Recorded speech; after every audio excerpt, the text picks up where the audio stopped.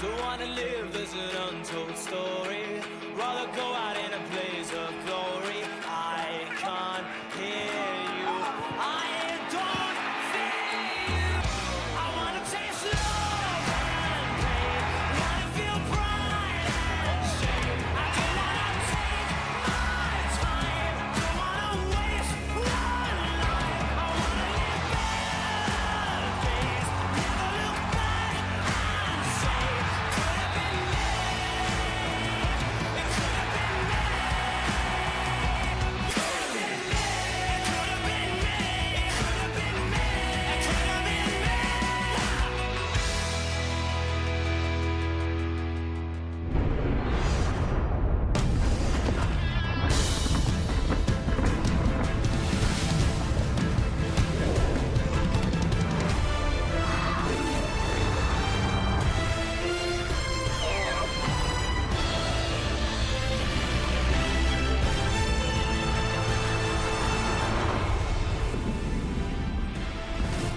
He played a few series in Week 7, then got in for the whole fourth quarter last Sunday, and now Week 9 brings Trey Ford's first start of the season. And much like last year, Ford making his debut with the Elks, still searching for their first win of the season, and a tough test right out of the gate on the road to face those 5-2 Saskatchewan Roughriders. As we say hello and welcome here to the CFL on TSN, I'm your host, Laura Dykin, joined alongside Jim Barker, Matt Dunnigan, as well as Milt Stiegel. So the much anticipated debut of the Niagara Falls, Ontario native goes tonight. We saw him in limited action last weekend. All he did was throw 3 touchdowns on 3 consecutive possessions, and now he is the guy tonight, Jim. This is exciting. Trey Ford making his first start of the year against Corey Mace at Mosaic Stadium. Be a bunch of people. Let me tell you something. If you have friends or family that are sitting at home watching the Olympics, tell them to flip to TSN 1 or 3. It's repeating. Because there's going to be a few. Yeah. Wow, was that amazing plays that are going to happen tonight.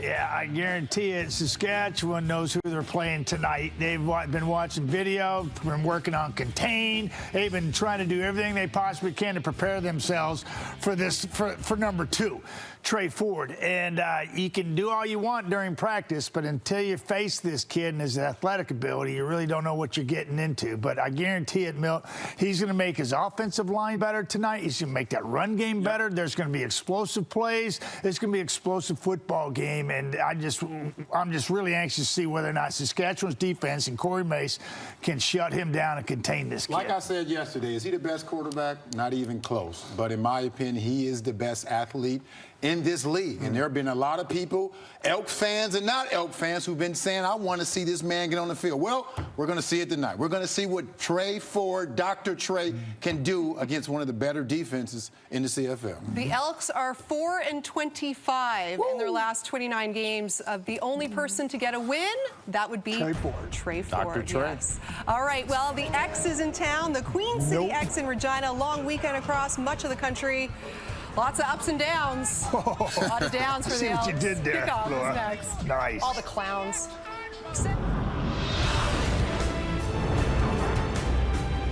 Trisha Hart of Saskatoon, this is your chance to win big thanks to Save on Foods' $1 million touchdown to win. If a kickoff is returned for a TD, you could win groceries for a year. If 2 kickoffs are returned, you could also win $1 million.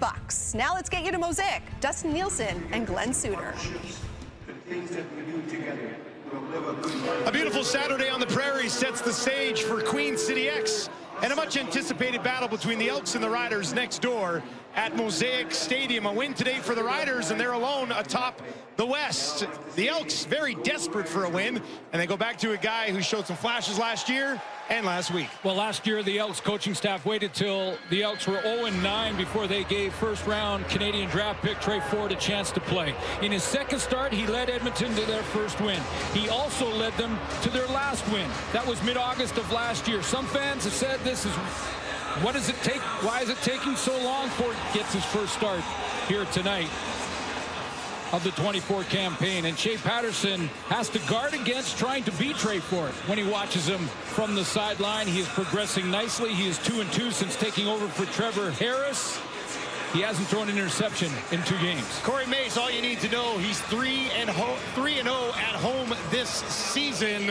And Jarius Jackson was a quarterback coach with the Riders back in 2016-17. With the organization, they have lost 11 in a row, including the first meeting of the season in week 1 between those two clubs. Trevor Harris leading a fourth quarter comeback in that game. The Riders scoring 21 in the fourth quarter to open up their season with a victory. They now sit at 5-2. The Edmonton Elks 0-7. They started last year 0-9, trying not to do the same again this year. BD will get us underway at Mosaic. Thank you very much for joining us here in Regina. Mario Alford, a little bobble to get started, takes it at the 10, and now he's got some room. Here he goes. Look out, Mario Alford. The race is on to the 30, and this guy is out of here. Bye-bye, Super Mario. A house call to get us started, and the Riders open it with a bang.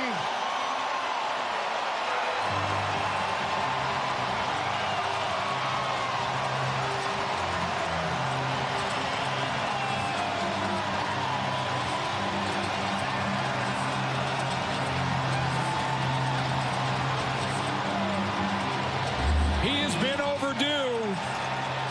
Into this game, his longest was a 30-yarder all season. We know what he's capable of. He just outruns the angles and is gone after bobbling the opening kickoff. He takes it to the house, and I think this crowd is in it. What a way to get your crowd going. Opening kickoff return for one of the best in the league. Lawther out for one more, and he knocks it through 101 yards for Mario Alford to open up this ball game. Well, when you drop it like this and mishandle the football, the cover team relaxes, and maybe one of those Edmonton cover guys got out of their lane, but when he hit that sideline, no one was catching Mario Alford. Goodbye. As soon as he got to that edge, see you later. That's the DB chasing him in Cordell Jackson, and he couldn't catch him. Maybe Edmonton should have taken the football. They won the toss. They won the toss. And deferred. The Riders took the ball and opened with a 101-yard kickoff return from Mario Alford.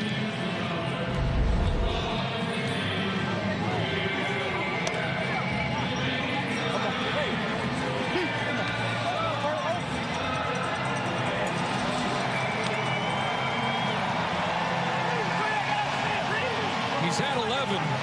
That's why I say he was overdue for a biggie. Wow, had a couple of, what a start. Decent return so far this year, but nothing like that. This will be taken at the 20 by Gavin Cobb, and Cobb will run it back out just beyond the 30. And we'll get a look at Trey Ford, who takes the field 35 seconds into this game, trailing by 7. There's his numbers throughout his career, just under 68%, 4-6. The 4 wins last year after starting, as the panel mentioned off the top. Elks starting 0-9. Taylor Cornelius was their starter. They had drafted Trey Ford out of Waterloo in the first round, 8th pick overall. He was on the bench until that 10th game, won in game 11. Well, started on the ground to Javon Leake, and Javon Leake's got a first down in the game for Kevin Brown. Let's take a look at this Elks starting offense. Well, all the guys up front are going to have to play differently. It's a different style of quarterback than McLeod Bethel-Thompson, as everybody knows. They're going to have to maintain blocks longer, try to give some escape lanes. And the receiving corps, man, they know keep running no matter what, because Trey Ford can keep a play alive much longer than most quarterbacks. So don't give up on your route. Keep looking and finding that soft spot. Early first down for the visitors. Ford back to Leake again. Found a little bit of space and takes it outside the 50 against this stingy Sask defense. Well, Micah Johnson, the veteran of 11 seasons, is playing game 150 and has 4 quarterback sacks, putting together a great 24 campaign. The Rider defense will probably have to spy Trey Ford in this game tonight. I suspect it will be C.J. Avery and they have one change in the secondary. Deontay Williams out. Amari Henderson will play the corner. Riders defense allows less than 48 yards per game on the ground. If that continues, it'd be the best in the history of the league. Ford dumps it out into the flat to Leak again, and he's got another first down for Edmonton. In 20 plays last week, under 10 minutes of football, Trey Ford went 10 of 15, 121, and 3 touchdown drives. One more touchdown throw for Trey Ford in one game, and he would join elite company. We'll get to that later. But came on and put together 3 scoring drives after the offense had a net -5 in the third quarter. Fresh set here. Ford with some pressure coming, gets it away over the middle. Mayala's got it, and he takes it down to the Rider 45. Take a look at, in coming off the bench, Warren Moon threw 4 touchdowns coming off the bench. Jason Moss also 4 back in 01. And one more for Trey Ford, and he joined that group, but he's in a solid second place behind him. Yeah. Decent company. Very. 2nd and 1. And Dakota Prukop into the game, looking to pick up this first down. Prukop needs a yard, pushes ahead, and looks like he did get there with that second effort. That should be a first down for Edmonton. Prukop has been very good in short yardage. He's 4 of 4 in plays like this on third down. Make it 5 of 5. No misses so far. This gives your head coach a little more confidence. Jarris Jackson 0-2 as the interim head coach, taking over for Chris Jones. His team looking to respond after giving up that return touchdown to Alford on the opening kickoff of the ball game. Moving the ball well here. 3 options out to the left for Ford, 2 to the right, including Gino Lewis. Gets it away and misses his intended target. That was Gittens Jr., and it falls incomplete. A little off the mark. Gittens Jr. was wide open, and a little riding to side type play where they fake the handoff inside to Javon Leak. The option to give there, keep it and run outside for Ford, or throw it. Just miss the throw. 2nd and 10, a rowdy crowd here in Mosaic, trying to get behind their defense.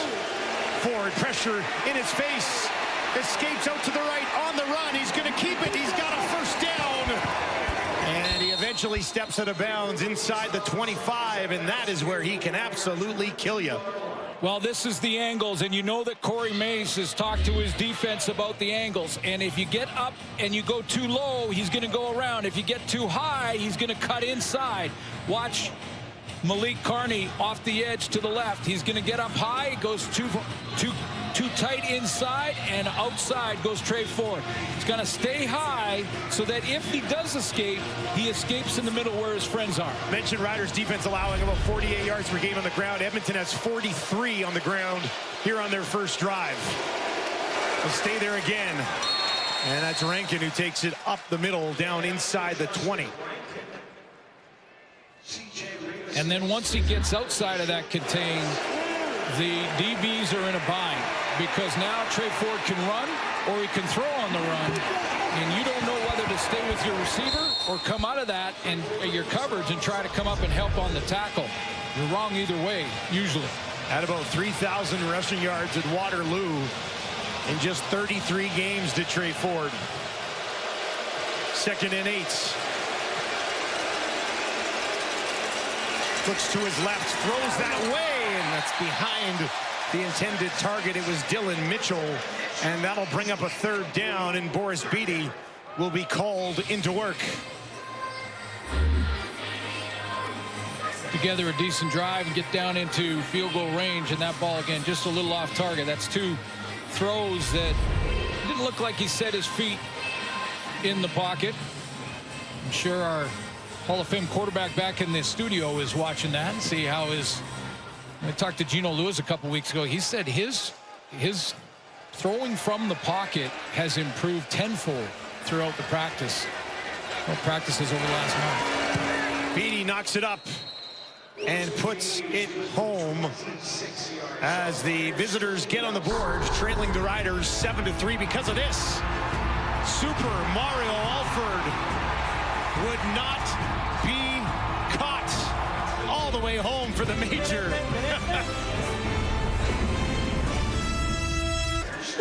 Got a whole game. Got a whole game here. Give it to me. Second kickoff return. Shea Patterson. First we've seen of him. He's got a 7-3 lead.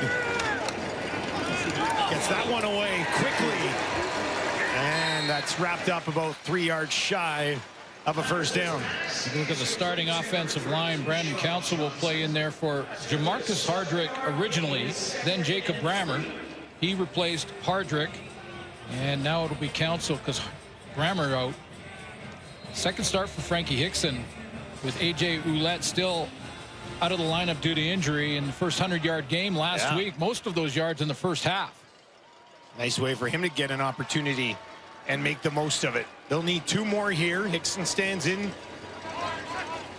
to the right of his quarterback. Patterson's going to keep it, and he's got to manage Sean Bain. Bain will take it down inside the 45, and now the 40 as they turn a second and short into a big gainer for Bain. Well, they've got 2 guys going across the formation. One is Keyshawn Johnson and one is Bain. He's the trailer. They go cross, and both of them, one is there to get into the flat, a little bit deeper, about 5-6 yards down the field, and then Bain right across the line of scrimmage. Patterson sees Bain first. You could hear the coaches down in the sideline in Saskatchewan say, give it to him, give it to him. And he did. Went for 22. This time they'll give it to Hickson. And Hickson works against this Edmonton defense. And that front 4, Elliott Brown is quietly putting together a good 24 campaign. 3 sacks on the season for him. He's doing it very quietly. Nick Anderson had a big week last week. 9 defensive tackles, 3 tackles for losses. Also adds a quarterback sack to that total. And Devordrick Bynum will play on the corner for Marcus Lewis. He's out due to injury.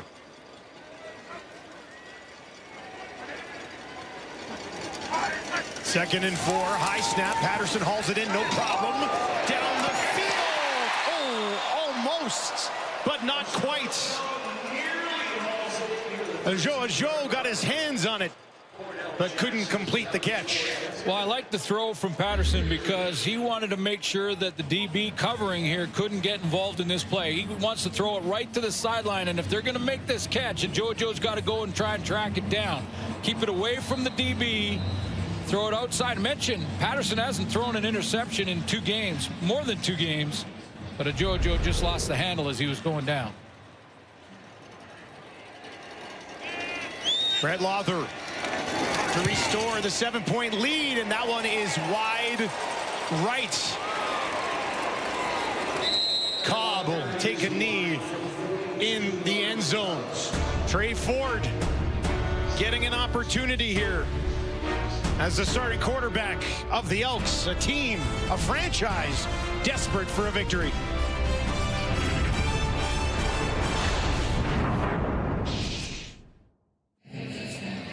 Welcome back to Mosaic. We mentioned off the top, Trey Ford, the starting quarterback the last time the Elks won a game. That was right here at Mosaic Stadium, September 15th. Ford threw for 173, rushed for 70 yards. That was the last time, well over 300 days ago, that the Edmonton Elks tasted victory. That was in August of 23. We're now in August of 24. They have not had a victory since. Ford down the field looking for Geno Lewis, and he's got him. Lewis hauls it in just inside the 40, working against Marcus Sales. And a big strike from Ford, who is in some pain getting up. Uh-oh. Yeah, he's slow to get up. What a throw. He steps into it. And at the other end, Geno Lewis just blocks out the defender to go and get it like he's ripping down a rebound. Let's see what happened to Trey Ford first. He steps in. Oh, he got hit. Uh-oh. Uh-oh. Yeah, you got to. That's at least 3 plays. Yeah, that's uncomfortable. Let's put it that way. You see the block out. Marcus Sales just can't get around the big, thick body of Gino Lewis. Ford's going to have to take a second. McLeod Bethel Thompson looking to keep this drive moving in the right direction. Started on the ground. Leak up the middle for maybe a couple.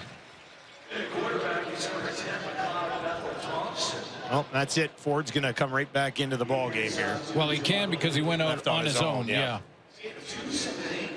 The training staff came out. He would have to wait 3 plays. McLeod Bethel Thompson will watch on as Trey Ford trots back out there in a 2nd and 8 situation on the Rider 33. He'll have 4 options to his wide side left. Gino Lewis at the bottom of your screen.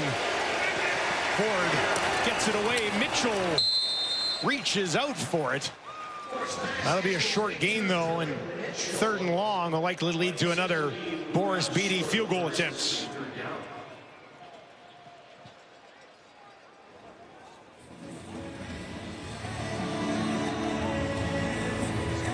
Ford has started the game 4 of 6 for 51 yards through the air. A couple of drives that stalled in this area.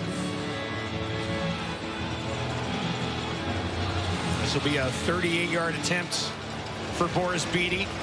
72.2% coming in to week 9.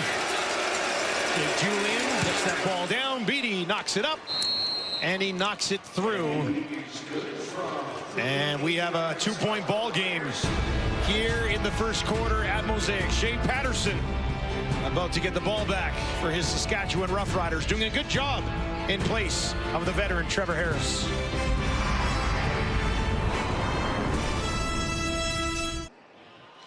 Well, it's been a great start to the season for the Riders. It was a great start with Trevor Harris. They go to Shea Patterson with Trevor getting hurt, and a little bit better at home than on the road, at least in that win-loss category. Yeah, I had a good conversation with him this week and talked about how he's learning sort of more from the losses, which is normal, and hasn't given up a sack in the last 2 games. Patterson gets this one away, batted down neatly. That's a well-played ball by Kai Gray. Sometimes the defense wins, and Kai Gray, a nice play on the ball there. He's got a couple interceptions, one against Saskatchewan in week 1. And these 2 teams played. But, you know, when you're not giving up sacks, you're not throwing interceptions. And that's what Shea Patterson has been doing over the last couple of weeks. 1 win against Winnipeg, 1 loss against Montreal. That Montreal defense makes a lot of offenses second guess. Just 4 interceptions thrown by the Riders quarterbacks all season. Patterson feeling the pressure here. He can move too. He's on the run. He dumps it off behind Keyshawn Johnson. And that'll be a 2-and-out for the Riders offense. That surprised Keyshawn Johnson with Patterson so far to the sideline and so far outside. He just didn't think he was going to get the ball back in there. Gavin Cobb and Dylan Mitchell go back to return this punt. Javon Leake into the role of running back with Kevin Brown out. So we'll take him out of the return game and go with Cobb and Mitchell. Horshak lets it fly from the 30 in the direction of Cobb. Has to backpedal a bit. That bounces off of his helmet right there for the taking. Still loose. Bouncing around. Somebody hop on it. And now a dog pile just outside the Edmonton 10. Oh, the Elks end up hanging on after a mad scramble here.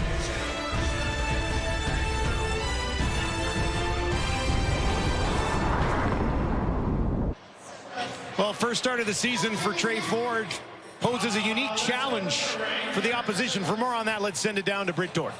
Yeah, Riders head coach Corey Mace was asked if Trey Ford is the most athletic quarterback he's ever seen. He said, well, I'm not going to knock on Flutie, but in my era of the CFL, yes, Trey Ford is the most athletic that I've seen.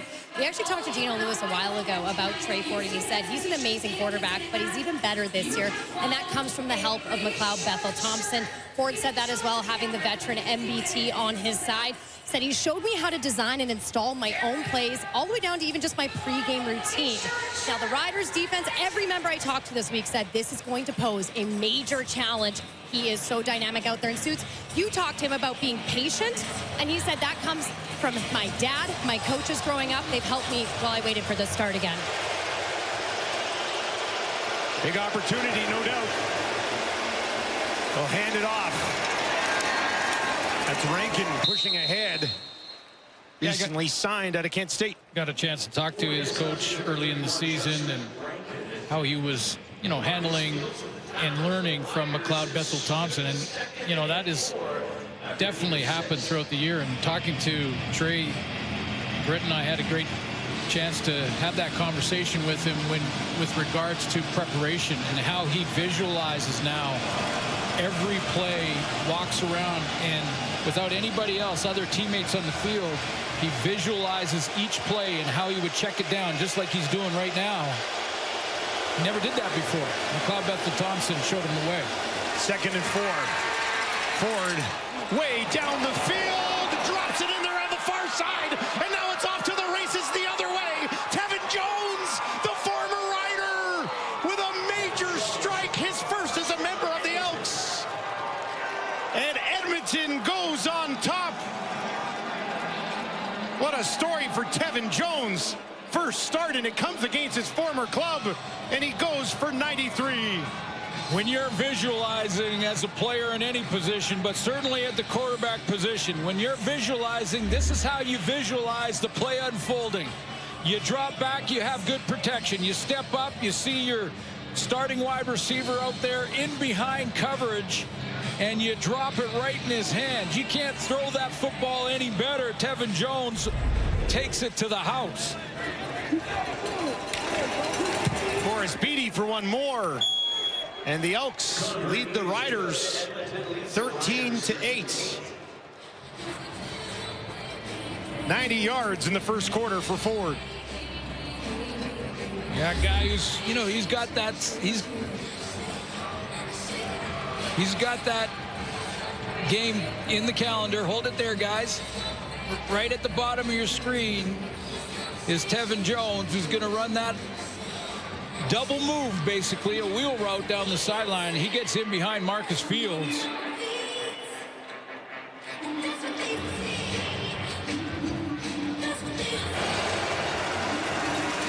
Good protection up front.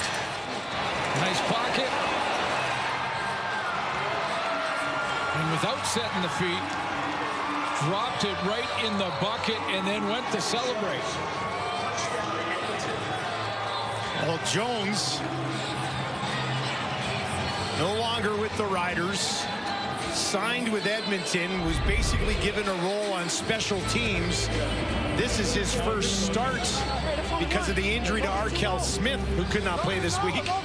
Returns to a place where he had 3 touchdowns and 882 yards last year as a member of the Riders, and gets a house call early. 65 catches for the Riders last year. And he's got a big body, but he can run, as we just saw.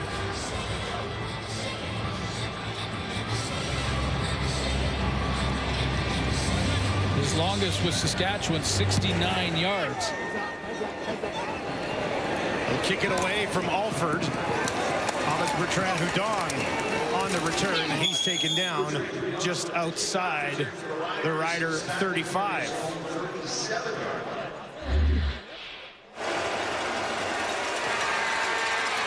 There's the growth from the pocket that Brett was talking about, that Eugene Lewis has talked about throughout the last couple of weeks about Trey Ford and what he's done in practice, saying that he is becoming every day a better passer from the pocket.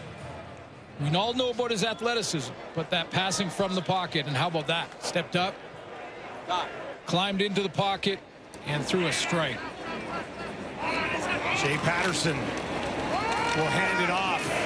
Hickson's got nowhere to go. It's Elliott Brown with the tackle. That's what I mean about Elliott Brown. He's quietly having a very good season. You know, just because they're 0-7 doesn't mean everybody stinks.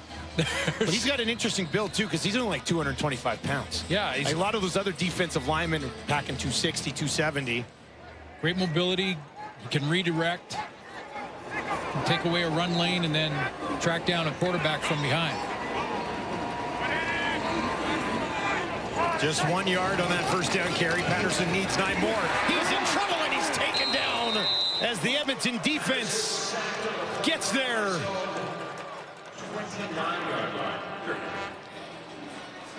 Boy, there was 3 different attack lanes, off the edge, and down the middle, and Shea Patterson had no escape lane.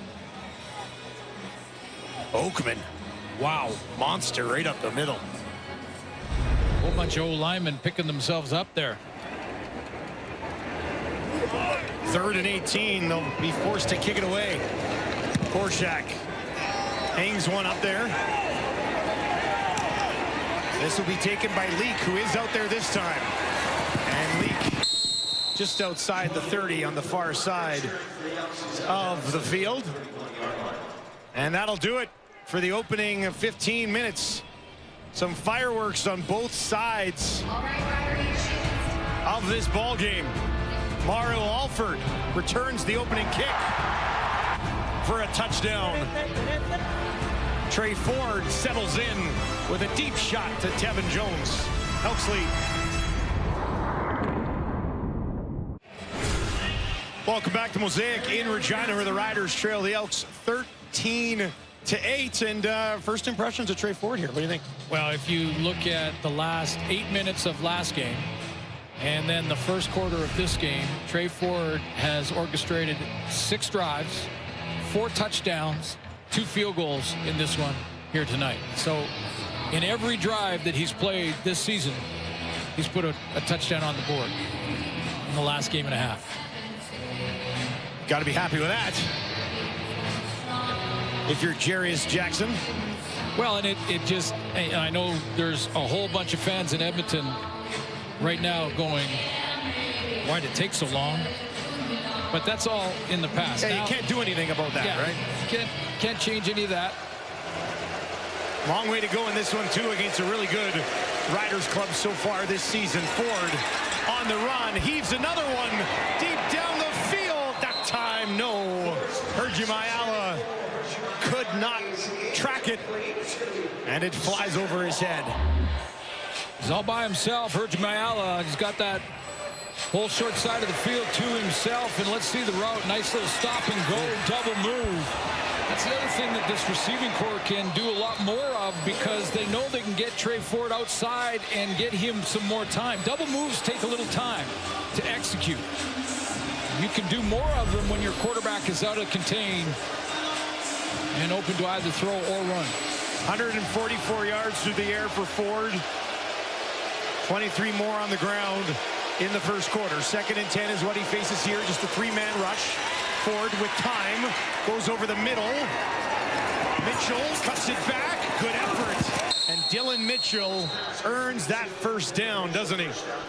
Well, 2 things here. First of all, from the pocket again, Ford recognizes the blitz and knows he has time, so he can be patient to let Dylan Mitchell come all the way across the formation. So he knows he's got 3-man pressure. Look at his patience. Stays in there. He knows he's got it blocked up, and he waits, because Dylan Mitchell came from the numbers, had to go all the way across the field, and then did a nice job to get to the marker. Another first down for Edmonton. Up to their own 44. Oh, heavy collision there. Man, just shy of the 40. That was Javon Leak running into C.J. Avery. It was a good football play there. And because there was no gain, you give the slight edge to Avery with a nice fill. Stepping up and bringing it. Ooh.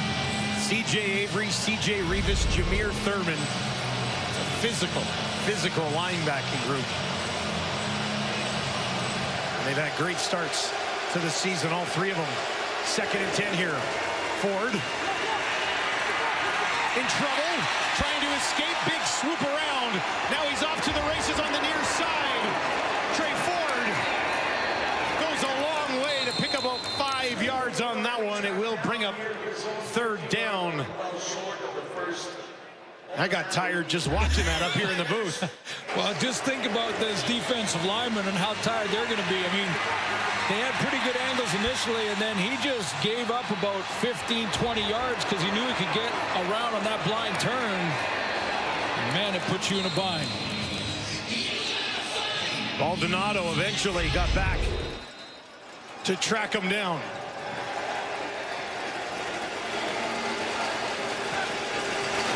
Third and 5. Julian's first kick of the day.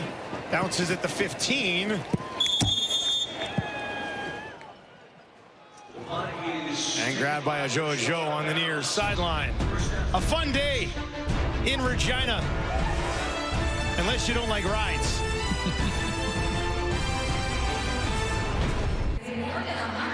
From the creator of Letterkenny, don't miss new episodes of the hilarious, hard-hitting comedy sensation, Shoresy. Stream now, only on Crave.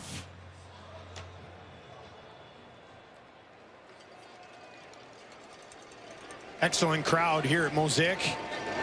Beautiful Saturday late afternoon. Watching their Riders, hoping that they can improve to 6-2. Patterson here. Hands it off. Bain tackled by Purifoy. Nowhere to go for number 15. Trying to attack the perimeter of the defense, but Purifoy had come down low from his safety spot. He was basically playing like an extra linebacker, so completely unblocked. He doesn't bite. Fights off that little push from Jojo and steps up, makes tackle. A loss of 2. It's his first tackle for a loss so far this season. Empty backfield this time for Patterson. Goes over the middle. Found his running back Hickson, who broke 1 tackle, pushes ahead and takes it out just beyond the 25. It'll be about 3 more yards is what they need, and Korsak will have to come out and kick this away. Now, this is a guy that, as we mentioned off the top, that I think Frankie Hickson getting more involved in different ways. That there he is, just sitting down in that zone, but his running game was put the Saskatchewan Roughriders against Montreal's defense in the lead in the first half, and then disappeared in the second, and they went away from it. 3rd consecutive 2-and-out for the Riders. Dylan Mitchell takes this punt and eventually ran out of room. Taken down just shy of the 40. Frankie Hickson, Riders offense, looking to get in gear at home. Well, welcome back to Mosaic. A lot of great fans in attendance here today. A few more watching at home. I want to say a special hello to Colonel Andy Anderson and Major Clint Utley from the Canadian Armed Forces deployed in Jordan in Task Force Middle East. Andy Anderson, a big Rider fan. Colonel Anderson and Major Utley, 16 years as a youth sports football coach. And we'll return to that when he returns from action. Thank you for your service, gentlemen, and stay safe. Ford drops it out to Rankin. Oh, man. C.J. Rivas. They're going to make you pay, aren't they? Feels a little bit like a playoff game with the physicality. We saw that big hit from Avery coming up on Javon Leake, and by the way, that's Javon Leake's position at tailback that Rankin has stepped in. Kevin Brown's not dressed tonight. Rankin was around the Elks earlier, was released and then brought back with the injury to Kevin Brown. 2nd and 6 here. Ford with pressure in his face, gets it away, and what a catch. Gittins Jr. hauls that one in, stretched out a bit to get the job done. Great catch, great recognition. Trey Ford sees full blitz. He knows he can't block it all, so he's got to get rid of it, and his hot route is Gittins Jr. Textbook. 7 different players have caught a pass from Trey Ford here early in the second quarter, spreading it around a bit.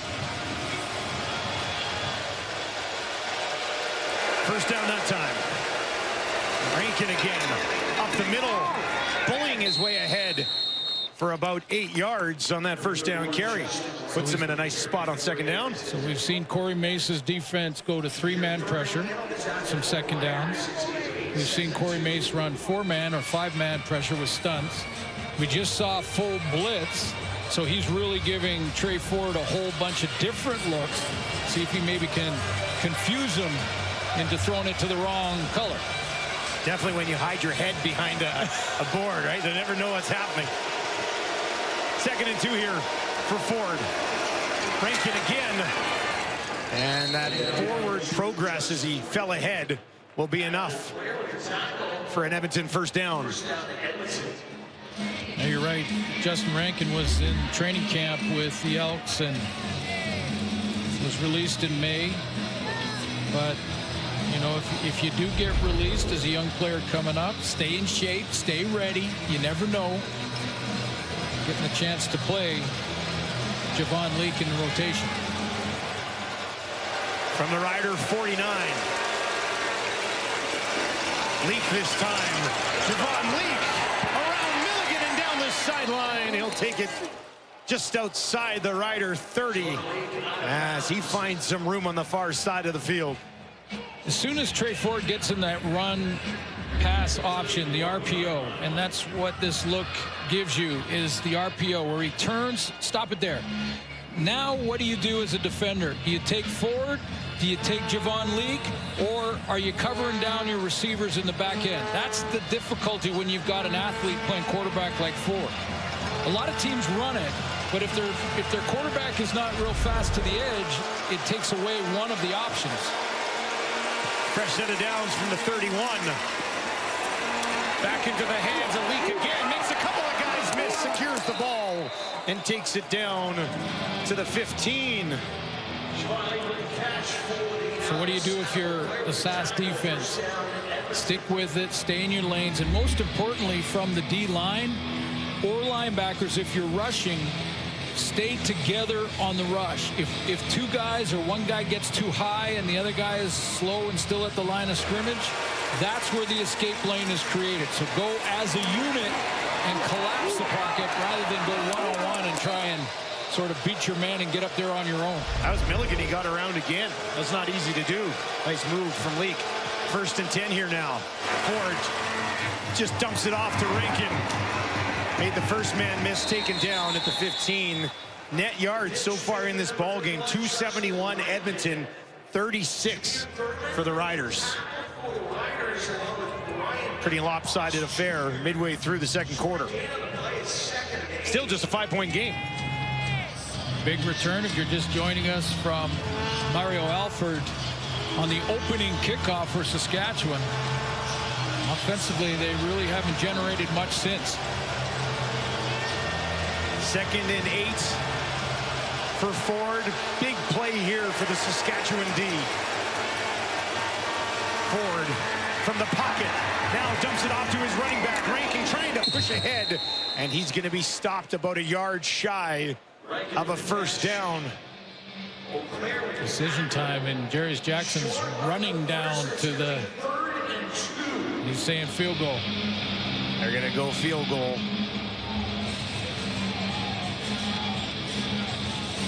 Like 3rd and somewhere between 1 and 2. Oh, I like it. Anytime you're in plus territory, you take points. Take the points. Go up by 8. This early in the game. Now, it's been an adventure. This is a chip shot field goal for Morris Beatty, but it's been a bit of an adventure for him over the last couple of weeks. A little bit of a roller coaster up and down. Uh-oh. Well, if they're offside, if the Riders are offside, it's a new set.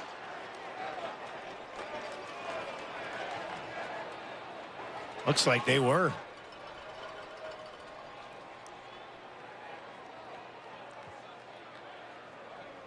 Justin McInnes, our referee today. Oh, it was. Oh, boy. That's CJ Rivas? Yeah, it was. Offside, Saskatchewan, defensive line. Half the distance to the goal, first down. I said defensive line because they all kind of moved forward when CJ Rivas got into the neutral zone. Well, it looks like you're going to get off the field, hold them to a field goal, and now the ball sits at the Rider 4. Big penalty. CJ Reeves is having a big year. I expect him to make a big play, maybe right here.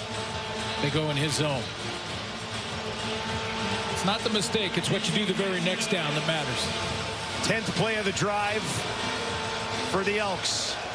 Javon Leak in the game at running back, in behind Trey Ford. They'll give it to him. Leak right up the middle, untouched, and he's in. Touchdown, Edmonton. Javon Leak, his first as a member of the Elks. 4-point penalty.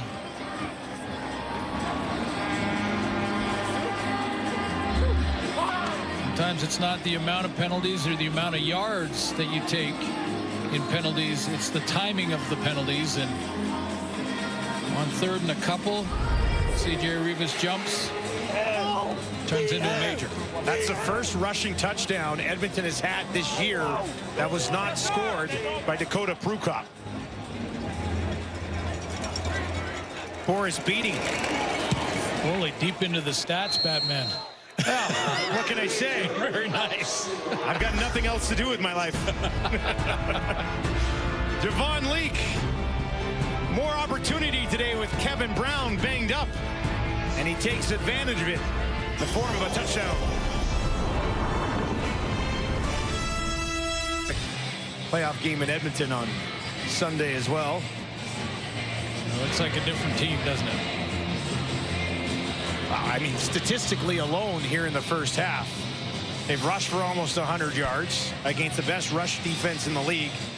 Coming into this game, Edmonton was the least effective running offense in the league.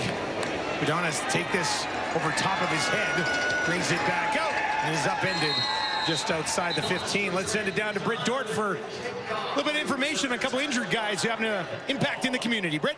Yeah, while the team was on the road in Montreal, the injured A.J. Ouellette and a couple other riders were running a mini football camp at the annual University of Regina Women's Hockey Camp, getting some young girls interested in the sport. My nieces actually took part in it and, quote, said they were excited to meet the rider with the long blonde hair. But their friend, who's from Manitoba, who participated, when asked if she wanted any photos or autographs from the riders, she said, nope, I was raised a Bombers fan. So good to see some young fans interested in the league, guys. There's one thing I love, it's a good rivalry between kids. That's great. A.J. Ouellette, Keon Schaefer-Baker. A couple of the guys that were injured, we'll talk about this in the second half. A couple other things they got involved with before the game. Yeah, tonight. more on that. Yeah, that'll be fun. A little teaser. Coming up. It'll be fun in the third quarter. This is Josiah Shackle, who's down for Edmonton. Part of that hit and the deep kick that I think if Frankie Hickson involved again, I think when you're up against this Edmonton defense that's young and has given up some rush yards, come in giving up almost 100 yards a game along the ground, and Frankie Hickson had that success in the first half against Montreal.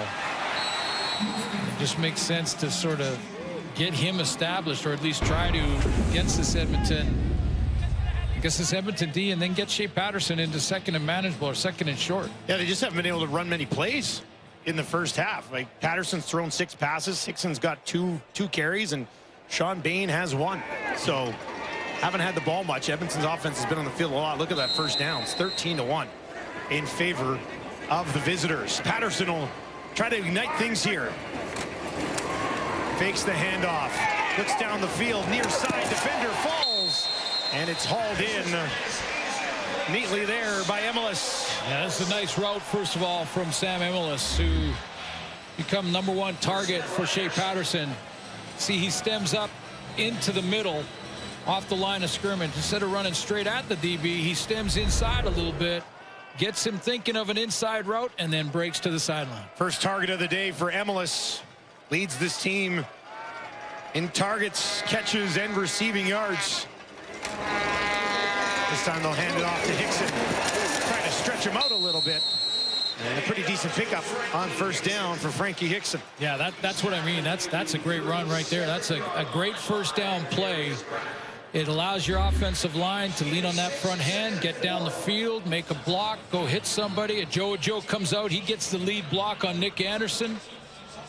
And nice success on first down. Mark Mueller, the offensive coordinator. I don't think he was listening, but he went right to Hickson. Get him going. I mean, that's just common sense, really, with what he did last week for you. 2nd and 3. Patterson dumps it out, turned upfield. Keyshawn Johnson's got a first down for the Riders. And getting a chance to play, only targeted 14 times, but a couple injuries. We showed you Schaefer Baker and not dressing.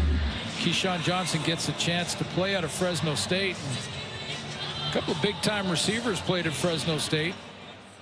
Devontae Adams, I believe he's still with the Raiders. Over 10,000 yards receiving. Keyshawn Johnson actually has more receiving yards at Fresno State than anyone. 1st and 10.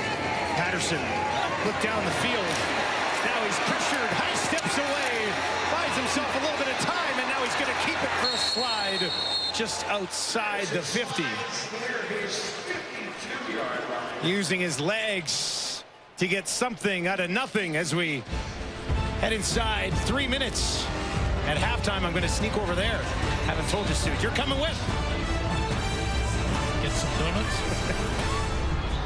We have a lot to talk about at halftime. What? Who are these Elks? We've seen a couple of straight fire plays in the first half. Speaking of which, that segment will be back at the half as we highlight some of the top plays from the world of football. Let's get you back now to Regina. Lots to discuss coming out of the first half of this football game for the panel.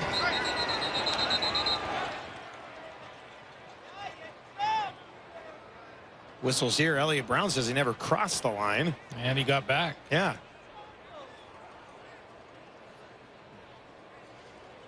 Well, they hadn't blown in the play yet. Overzealous. Now we're good to go. Clock ticking. Patterson watching on. Elks showing some pressure.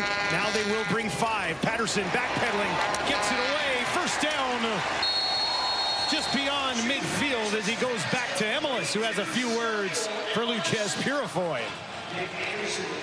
Little show blitz from the Edmonton defense, and Shea Patterson does a nice job. He's got it protected, so he knows he's got time, and Emilus is going to come into the middle. He's got it blocked up. Watch Emilus just that little jab step back into the middle. Patterson works from the Edmonton 52, trailing by 12. Late in the first half. Man, wide open, far side, missed him. A Joe, all by himself out there. That would have been a touchdown for sure. Oh, yeah. I mean, wide open press coverage. Joe's got a chance here. And watch this little juke inside, and he's gone. Stop it there. I mean, there's nobody. Looked like Shea Patterson just rushed it a little bit. Didn't put enough air under it to let a Joe just kind of go and gather that one up. That's a big miss. Time of the game, how wide open it was. He's 6 of 10 for 67 so far. Just 3 men this time coming his way. Steps up, has a lot of room over the middle, and a Joe leans back to haul that one in. First down, Riders. Yeah, Shea Patterson can do this as well. I mean, in a little bit of a different way than Trey Ford, but he can get out and run. He's got great speed, and he puts the same bind on the DBs and linebackers. You see right there, Niles Morgan had to come up and try and go up to tackle him, and that's where he threw it right in behind him. Saskatchewan, best we've seen from their offense so far in this game. Late here in the half. Can never tell if a Joe is just really happy after a catch or just breathing hard. I think it's all of it. I think he's happy and he is breathing hard.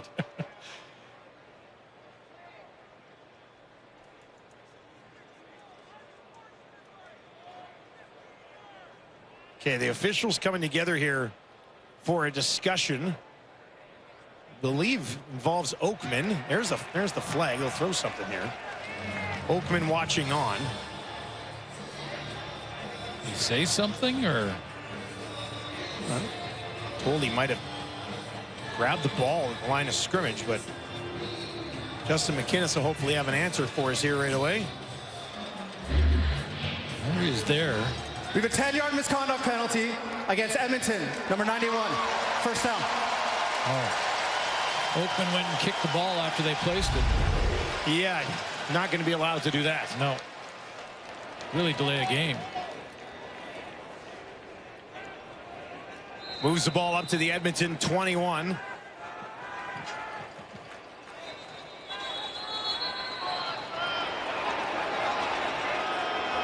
Timer, please reset the clock to 1 minute, 58 seconds.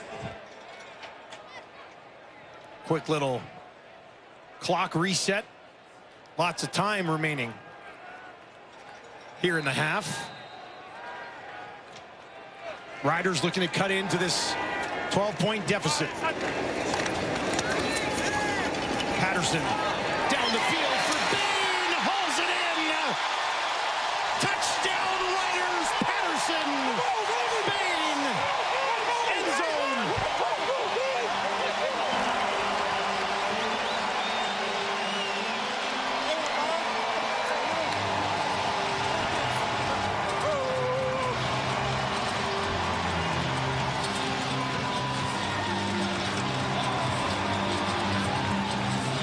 Great patience by Shea Patterson on this one to negotiate the pocket and wait for his receiver to clear. A little bit of a play action fake that gives him some time. Rolls a half roll to his right. Did he get his foot in bounds? Was he cross the plane? The ball has to cross the plane of the goal line. They are reviewing that because it's a scoring play. It's an automatic review. Corey Mace doesn't have to do that. So foot there, did the ball cross the plane?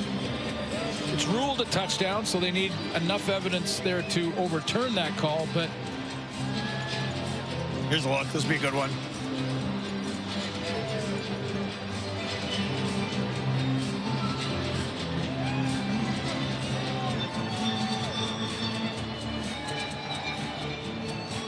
Looked like his toe was out right on the white right there. Yeah, and was the not sure if that ball's across the line. It'd be placed on the one regardless, but heck of a catch by Bain, though. You must want to see that rewarded as a touchdown. I'm not sure the ball crossed the plane. They might have to go back and go to the 1 yard line here. Just on the back half of his body, right? Yeah. So the ball has to cross the plane. No! After review, the ruling on the field is overturned. The ball will be placed at the 1 yard line. First down, Saskatchewan. I mean, that's a sweet play either way. I mean, get it down to the 1 yard line, and Corey Mace's short yardage group has been 100% this year. Nice catch by Bain, but I even liked better at the other end where Shea Patterson just half rolled, waited for Bain to get in between the linebackers and the deep coverage from the DBs and made a real nice catch. Would have been Bain's 4th touchdown of the season. Patterson steps up, 1st and goal from the 1, looking to punch it in himself, and he does. Touchdown Riders. That one's gonna count. Patterson, 4th rushing touchdown of the season for the quarterback.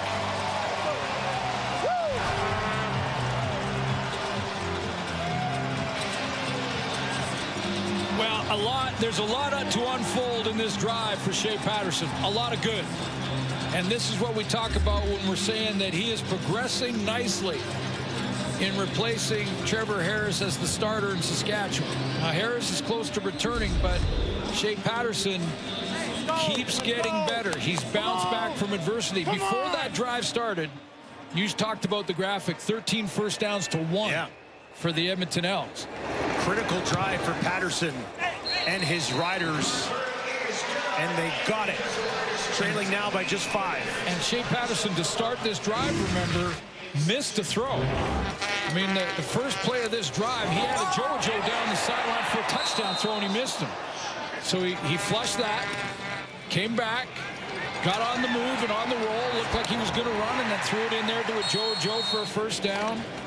Kept the drive going, real nice roll, and then in between the DBs and the linebackers, Bain puts it on the 1-yard line. He finishes it. So bouncing back from that adversity and that miss, that disappointing miss down the sideline, that's what you got to do. The next play that matters, that matters most, the next one.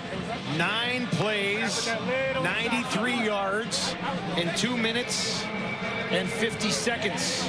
Love you, Carter. Love you, buddy. Talking to his new baby back at home. It's a good drive. Timely. Patterson is now 8 of 12 for 108. Author kicks it away. Gavin Cobb takes it cleanly. Cobb works his way out, gets popped just shy of the 35.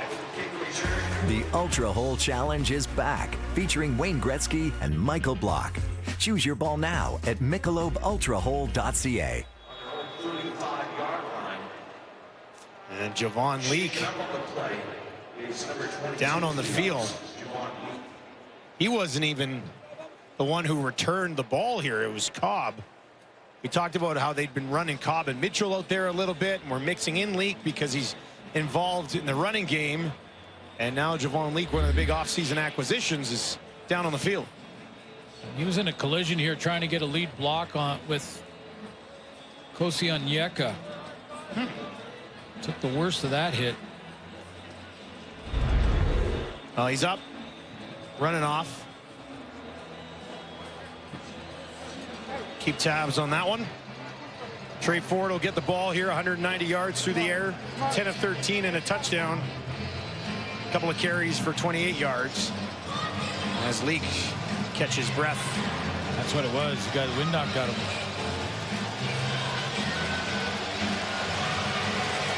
He's been good. He's got 43 yards on 6 carries with a touchdown. Edmonton starts this one on their own 35 with 1:45 to work.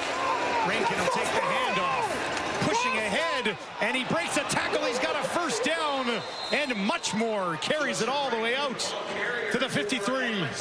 Well, we've touched on this already tonight, but this defense in Saskatchewan ranked #1 against the run. 48 yards a game. They were on pace for a record in that category. That was 50 yards ahead of Edmonton in stopping the run. 111 yards on the ground in the first half for the visitors. Ford, pressure this time, trying to get away. He will not. Riders defense gets there. Adam O'Clair able to track down the elusive Ford. Another different idea for Corey Mace defensively is he's going to go with the delayed blitz. If Adam O'Clair is going to add in from the linebacking core, he's going to be off the line of scrimmage, not counted by the protection. You see Rankin with Javon Leake out. Rankin went away. He went to the strong side of the field to try to pick up the blitz. That left an open lane for O'Clair. He gets in there and drags down Trey Ford. Did a good job hanging on to him. 2nd and 23. They'll run the draw to Rankin right up the middle. That's a good chunk of this back still going. And he takes it all the way up just shy of the Riders 50. But it'll still be 3rd and a decent chunk. It's going to be 5 yards short of the first 3rd down. Yeah, I'm not sure what Darius Jackson is considering here. I mean, you're 3rd and 6. A little bit of a delay there, wasn't there? Yeah. It's like an automatic spot to kick it away with a lead late in the first half. You got the lead on the road in hostile territory. Almost halftime. One gamble there, and then if you don't make it, you've given Saskatchewan, who just came off a touchdown drive, time to go in and put another one in before the half.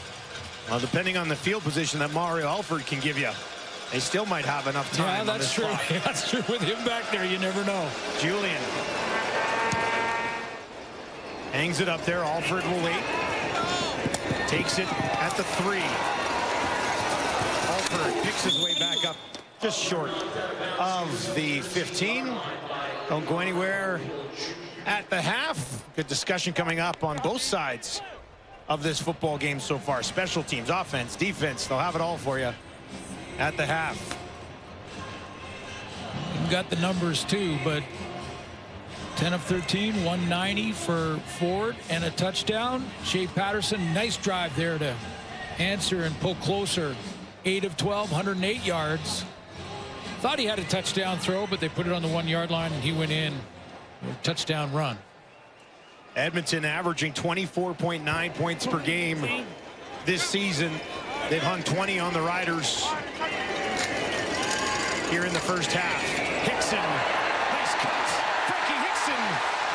How's that for a solid push late in the half? Takes it all the way outside the 35 with 20 seconds on the clock. Yeah, got a chance here to run at least 2, maybe 3 plays, and you could go quick out, get about 10-15, take one more, and then maybe a field goal. Patterson from the pocket over the middle, caught and quickly down at the 40 with 13 seconds on the clock. That's Emelis heads up play. Save as much time as he can. Well, now you run the go route, take a shot, maybe get a PI call or a catch, and then you kick a field goal if you have any time left. A little bit of a breeze. Not much, though. Circling around a little bit.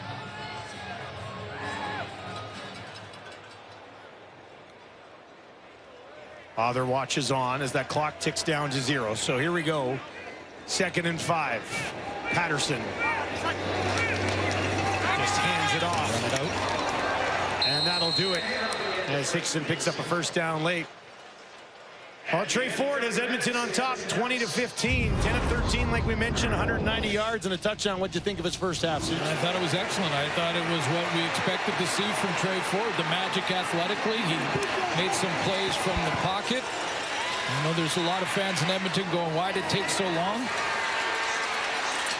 I get it. And with his performance and that big deep ball over 90 yards there to Tevin Jones, that one came from the pocket. So, standing first half for Trey Ford. They have the lead. They have to hang on. Trey Ford's with Brickdorf. Trey, well, this game didn't really start in your favor, but you went out there and took that momentum back. Tell us how you were able to make so many key plays in these first 2 quarters. Yeah, I mean, the O-line did a phenomenal job blocking, and we ran the ball really well, which makes my job a lot easier. So kudos to those guys for doing what they do. And yeah, so it wasn't me who flipped the momentum. It was our offensive line, everybody else on the team. So. Well, you know what this Riders defense can do, but you're walking all over them. Knowing they're going to make some big adjustments probably at the half, what do you have to do in the final 2 quarters? Yeah, I mean, I think we have to also make adjustments. If you look at our last 2 drives, they weren't as productive as the earlier ones. So, we got to go in there and make some adjustments, which we're going to come out and do, and hopefully we can score another, what is it, 20 points. Well, we look forward and we hope for that. Thanks for this one, Trey. Thank you. We will send it off to Laura and the panel. All right, thank you very much. And what a first half it was, the Trey Ford show. And the thing with last week, they say, okay, he had a great 4th quarter, scoring those 3 touchdowns, but the game was already in hand. Things were kind of done. Today is a whole other story here, and we're seeing the trickle-down effect because he's not obviously affecting just the offense, but the defense really stepping up as well, Matt. Yeah, Laura, the whole team has got a little hop in their step we hadn't seen all season. They're playing with a lot of confidence, a lot of hope, and belief in their young quarterback. And it's a breath of fresh air to watch them go out there and compete. And it wasn't all good, but, you know, when you spot the opposition 7 off the hop, it was brilliant to come back and to claw in first couple field goals. And look at that. I mean, he takes a shot here as he delivers that ball down the field on the money. Patience, eyes downfield, didn't panic, didn't pull it down to use his legs. He found Tevin Jones for a big and explosive. That's what Trey Ford does, man. You get the eyes in the backfield as a DB, you're going to lose sight of your receivers, then it's big play city. And here he reads a blitz. Now, it's not all pretty. Again, they bring pressure here. This time, Claire gets to him, right? So he's learning on the fly. And I've said this before, you have to play the game to learn the game. And right now, as fans in the Canadian Football League, if you're an Elk fan, you're having a good time watching this kid play the game and learn the game in front of your eyes. He's special, enjoy it, and it's just going to get better. And it's just refreshing to listen to him talk to Britt there on the sidelines and just be real. And he's just having fun out there. He gives the credit out to others and that type of thing. And, well, you know, their run game, they're going up against the Saskatchewan Roughriders, who are giving up 47 yards a game. First in the league by a lot. That's pretty good. Okay? The first half, they rushed for 129 yards. Glenn talked a little about how having a quarterback like that, here you're going to see Micah Johnson, a quarterback that can move around, takes your eyes off of where it should be. He plays high to be able to peek into the backfield. Here, Adam O'Clair, he's going to keep his eyes in the backfield too long. He's supposed to scrape off tackle and make that play. And now down by the goal line, Jameer Thurman. Again, stay inside so you can see. You better know where that quarterback who's running around is. And before he can adjust, Javon Leake is into the end zone. So it is affecting how they're running the ball, which gives our offensive line a lift. They pass protect better because he's back there. Yep. And these Elks, they really came out and snatched the momentum from the Roughriders. The Roughriders came out and jumped on them with the kickoff return from Alford, but then the Elks took it from them. But it was good that those Roughriders got that touchdown drive, because otherwise they went to this halftime with no momentum. And you think about this opening drive, this drive right here. Shea Patterson missed the open a Joe, but they came back and they got it together. This is a sign of a team that's going to be a championship team one day. They were able to overcome that missed touchdown, and they came back and scored, and that was big, because we know in this second half they're going to come out and have to do the same thing, because Trey Ford talked about it. He told Britt, we're going to come out, we're going to score 20 points. He didn't say it in a confident way or whatever, but he said we're going to come out and score, so Shea Patterson, they better come out and match him. So it was good for them to get that touchdown. They got the momentum. They hopefully can get the crowd back behind them, because they need to score some more points. Because remember what happened last week for the Riders, right? They had that great first half against Montreal and then were outscored 17-0 in that second half. Definitely do not want a repeat performance of that, but it was a great opening half. Who are these Elks? Speaking of which, we've got a little straight fire coming up. We got a lot of straight fire plays. It'll be good stuff. Get it.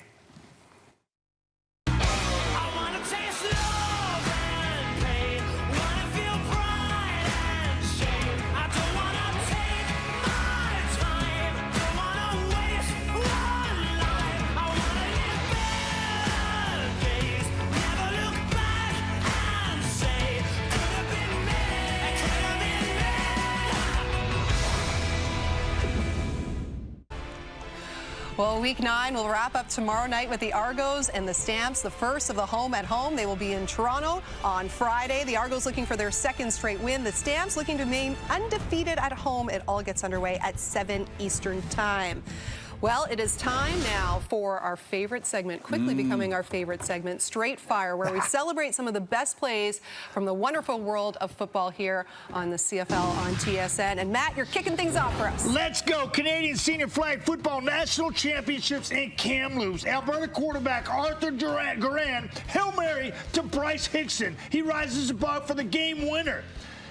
Bryce Hickson, that catch is straight fire. That's pretty good. That's you know what? Okay, let's go to the U18 Guelph Junior Griffins and my man, my homeboy Beckham Poirier. Look at this.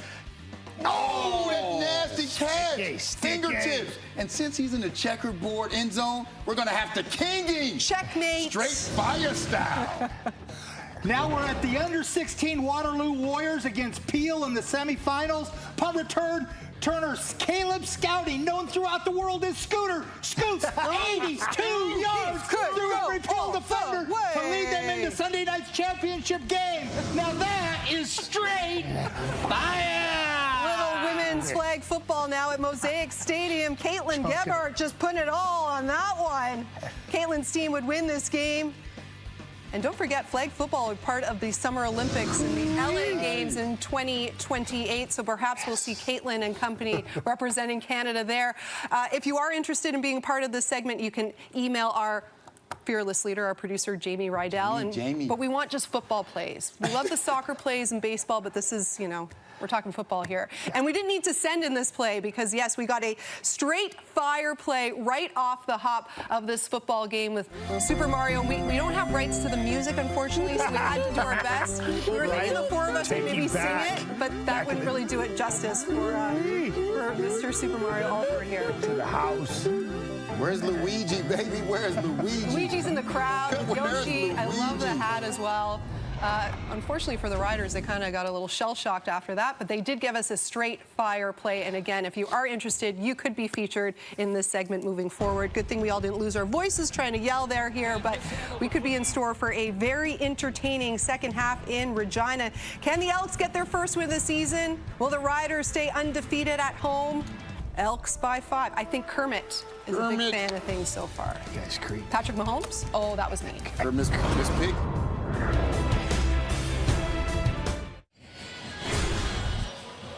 Well, the Riders give up 20 points in the first half. They've only given up about 22 per game all season. Jameer Thurman, one of the leaders on that defense, is with Brickdorf. Jameer, you've seen what Trey Ford can do out there. How do you contain him here in the second half? I think the main thing for us is to stop the run and stop missing tackles. If we take care of that, it'll be a different ball game the rest of this half. Well, you guys had the momentum to start the game, so what was the biggest message to get this momentum back? Main thing, like I said, we got to stop the run, and we got to stop missing tackles, and it'll be a different ball game. All right, well, we look forward to seeing what you can do in the second half. Well, he All sums it up nicely. Yeah, all business. Gave up over 100 yards rushing, and, you know, Ford's play, or just being back there, was a factor in that run game for Edmonton. So remember we were here for the Toronto game, and he said this is going to come down to turnovers? And then caused one. Caused a turnover? Yeah, the big one. Take Jameer Thurman's words when he says it.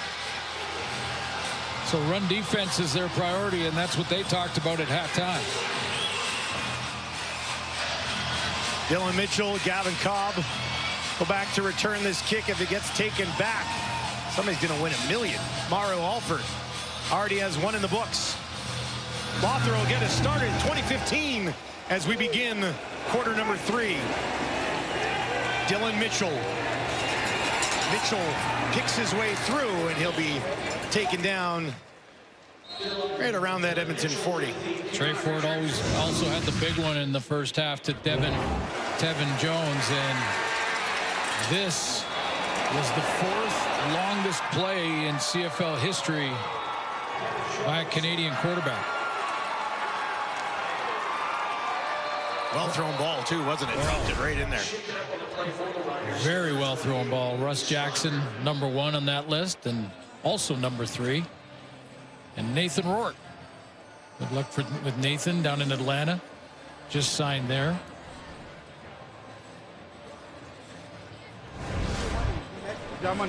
Good performance by Trey Ford to go a long way, but this Edmonton team needs wins.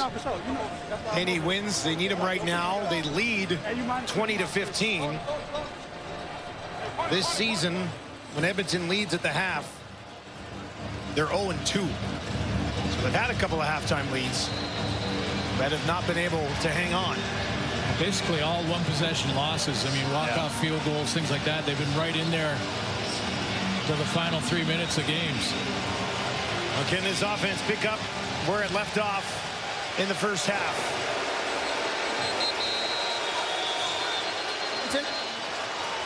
Timeout, Edmonton.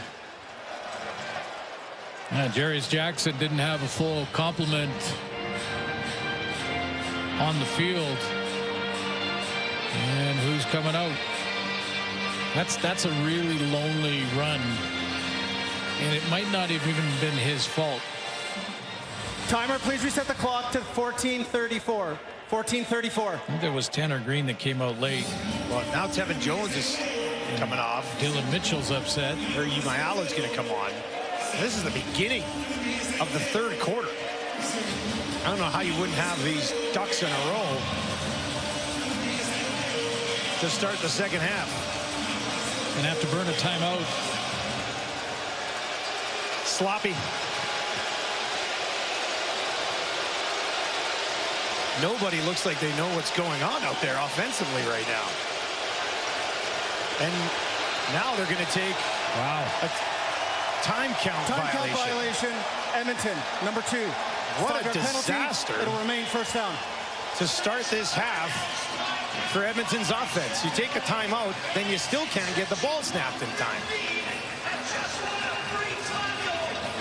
You can read lips. Jarius Jackson is yelling 5R, meaning a 5 receiver pack. Saw Tanner Green out there in that last formation, so.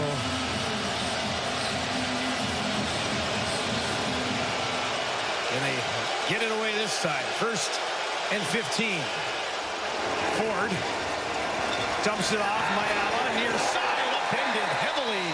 Roland Milligan making an impact. Well, you look at his stat line, and it's pretty impressive. Leads his team in interceptions. 9 knockdowns, which is on pace for a CFL record. And if you're going to get, as Jameer Thurman told us coming out at half, you make some tackles, don't miss tackles, stop the run, stop these little short plays, extended run, just to dump it like that. Get Roland Milligan to get things started for you. 2nd and 9. From their own 42. Ford out of the pocket, gets it away. That's complete. But not enough forward progress for the first down as he goes to his running back, Javon Leake. Just the way that first drive started for the Elks, maybe a punt is a good thing. Just kick it away, get your defense out there, go over on the sideline, get to the bench, get the offense together, and get lined up, get it figured out.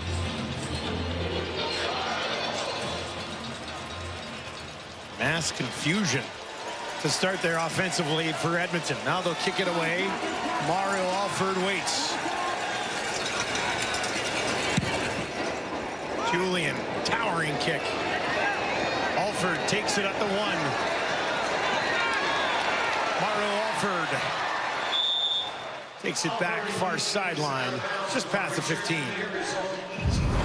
Think about giving up a single there, but Shea Patterson's first half was pretty tough until he got to the deep in that first half with a 91-yard drive, but before that had just 1 first down. This is the big drive that ended in the touchdown, and it was an important one, a timely one. Get this to a 1-possession game and give Saskatchewan a little bit of momentum at halftime. Yeah, prior to that drive, after the Alford return to open the game, they really couldn't get anything going offensively. Settled in, finished with that touchdown, and now they're back at it again. Hickson, he's had a couple of those runs in this game, hasn't he? So Jameer Thurman told us defensively the Riders were going to concentrate on stopping the run, especially on first down. Clearly, Coach Mueller has done the same thing. Let's start the second half, get the run game going, and that means Frankie Hickson. Hickson, small sample, but averaging 7.2 yards per carry coming into this game, and he's got 56 on just 6 carries in the game. Back to him again here. Ran into some traffic, but still a pretty good pickup on first down. That initial burst from Hickson's impressive. Ryan Sevier was the traffic. His own guy that was pulling around to the hole, trying to get to the second level and into the linebacking core, and Frankie Hickson ran right into the back of him. Second and manageable for sure for Patterson.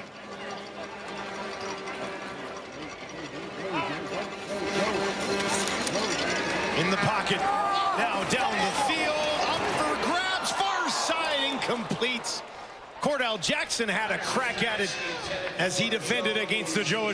You know, Cordell Jackson had the help of his sideline. This play is going to go right along the sideline for Edmonton here. And as he picks him up, he gets the ball call and is able to flip his eyes and his hips to turn inside the way he did like that. He got the ball call. I could hear it from up here, from his sideline, saying the ball's in the air, ball, ball, ball. And he turned around and was able to play that.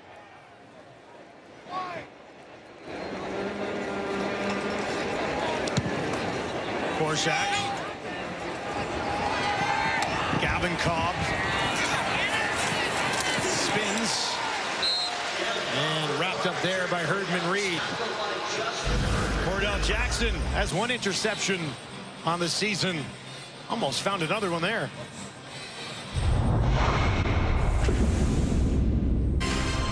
The Holinka Gretzky Cup features rising hockey stars at the U18 level.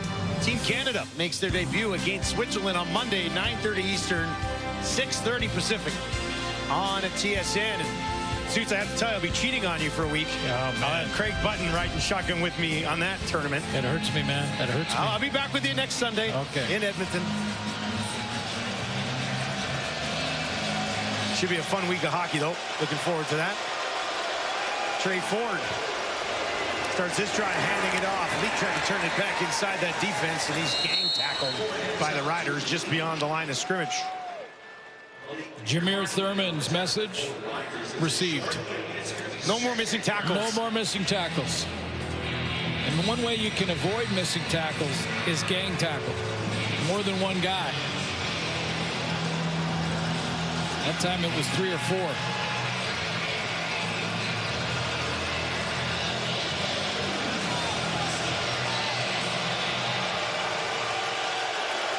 Second and 9 for Ford in this offense. 3 options to his left. That's where he looks first. That's where he throws near side. Drops it in there nicely. Well thrown ball into the waiting arms of Tevin Jones for an Edmonton first down.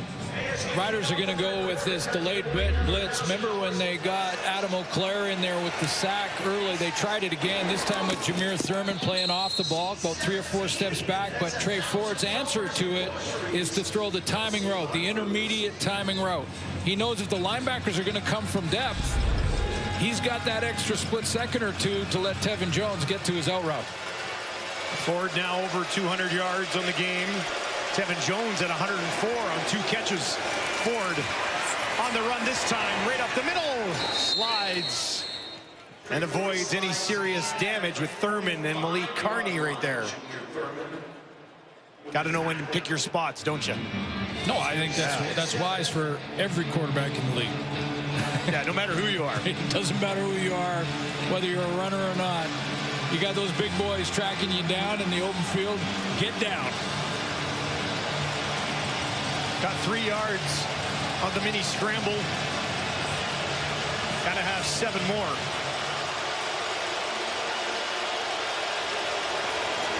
Riders will just bring 4. Ford gets it away. Mayala with the catch. Right at that first down marker. He thinks he has it. It's an example of Trey Ford from the pocket. He's going to take the snap here. Go ahead and run it. Stop. See, looking over here to read number 1. Doesn't like it. Flips the eyes around. Back in the pockets. Got a nice solid pocket in the throwing lane. Goes back to the backside curl to Mayala. Pocket presence from Trey Ford.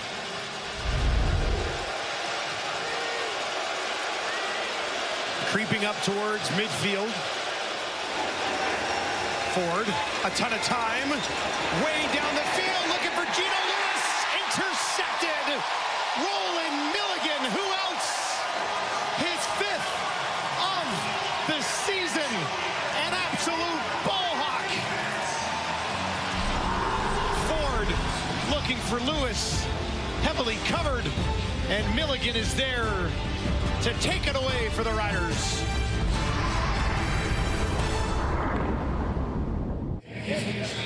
Fifth interception of the year for Roland Milligan. Interesting route combination here. That's Curly Gittens Jr., that's Gino Lewis, and if it's an all-go, then they've got to spread out. If they get too close, they're going to draw defenders to this throw. I think the ball was intended, if there's an all-go, then it's got to be like this to create space, so you do get a one-on-one matchup. You see Gino Lewis gets right in there close to Curly Gittens, and that draws coverage right to him, including Lacombo and Roland Milligan, who came up with it. 13th interception of the year for the Riders defense. That's tops in the league. Patterson on the run, asks for Keyshawn Johnson to come back to him. He does, and the Riders have a first down. Yeah, he's waving him in, isn't he? He's saying scramble rule. I'm outside the play now. I'm outside the play, and Patterson's going to watch him wave him in. Keyshawn, come on. Come back to me. Come back to me. Oh, right there. Patterson's comfortable when he's out on the run like that. Oh, isn't yeah. He? Yeah.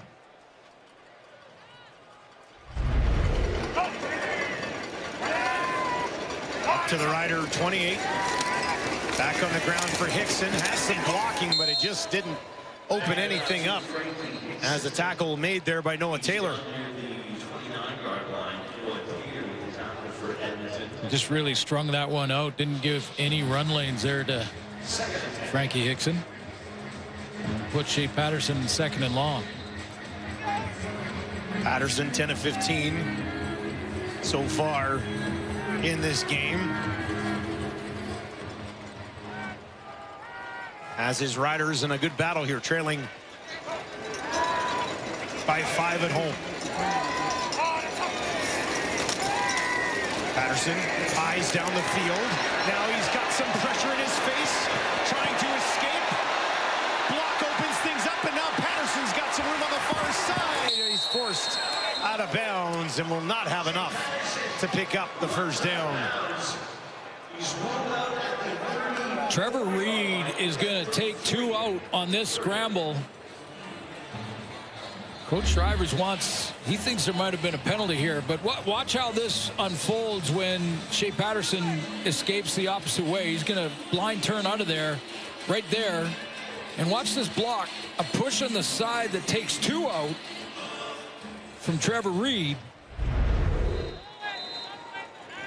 No penalty flag there. It looked like he got his head in the front side of Elliott Brown. Taking down a couple of pins, big pins. Big boys. Korshak with Leak waiting. Leak will take it at the 25. And spins his way safely to that far sideline. No. Geez, no thanks. No thanks.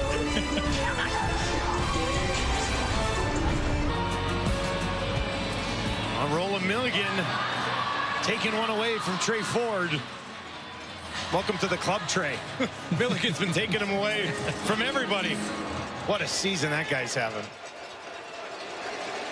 1st and 10 for the Elks. Burst right up the middle. Leak might have a first down for Edmonton. Nice patience. Real nice patience for Javon Leak. Starting tailback tonight, no Kevin Brown. If you're just joining us, he's not dressed. Justin Rankin has got a few reps, but just that one little hesitation hop, eh? And then, oh, there's a hole. Boom. See you later.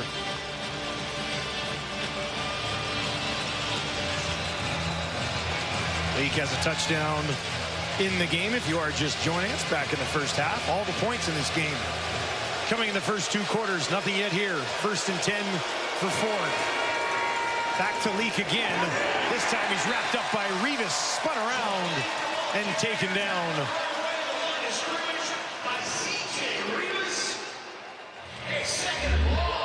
haven't seen any missed tackles since Jameer Thurman declared there wouldn't be. Saw Javon Leak on a good 10-yard run on that last play, but it wasn't because of missed tackles.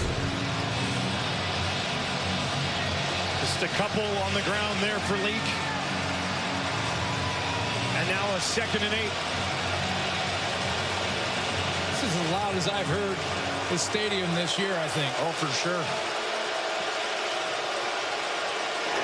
Three-man pressure. Ford still feels it. Got it away to Gino Lewis trying to spin ahead. Great tackling there. He stopped at the 52-yard shy of an Edmonton first down.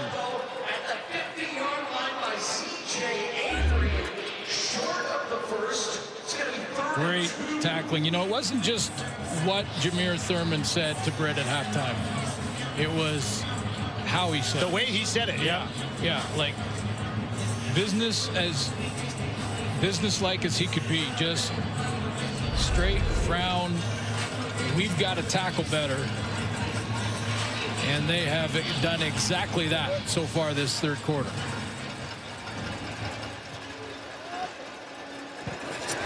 Julian skies one in. Alford takes it cleanly just inside the 10, and he's got a little bit of speed on the far side of the field.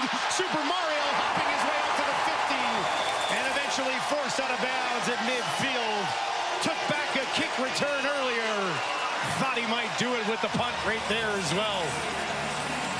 Instant field position for Super Mario. How about this guy in Regina today with the mini donuts? A little story on Mr. Chestnut when we return. He's a champion.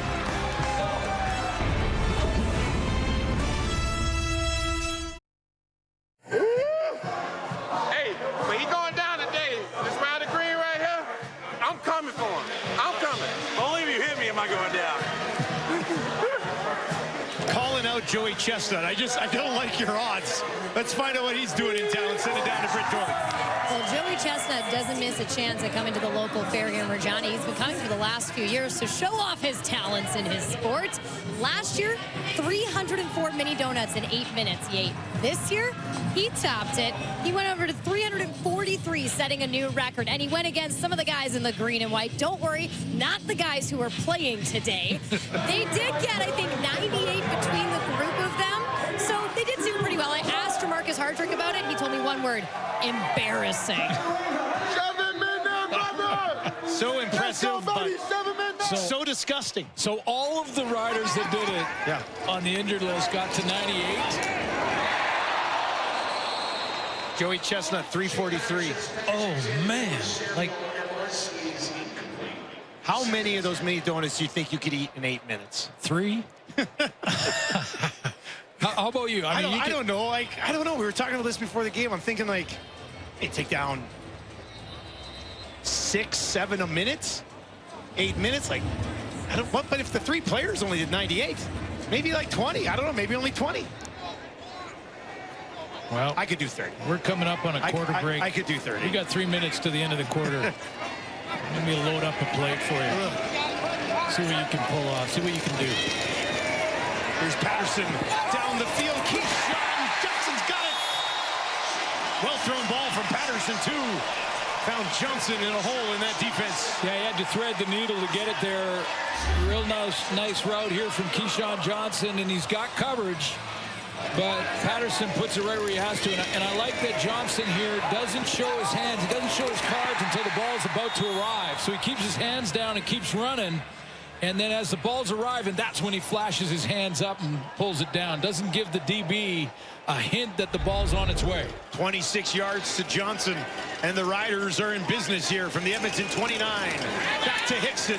Hickson spins ahead, but wrapped up and taken down by Romeo McKnight. So Mario Alford has contributed with 7 points off the opening kickoff, one of the fastest in Rider history. And he also is contributing 2 points in this drive. Depending on what happens in this play, could be another 7 or at least 3. Unless the Elks have a turnover in mind. Well, Patterson looked after the ball relatively well. 3 options to his right. That's where he's going to throw. He's looking to the end zone. Joe goes up and he's got it. Unreal stuff from Joe. And the Riders go on top. Touchdown, Saskatchewan.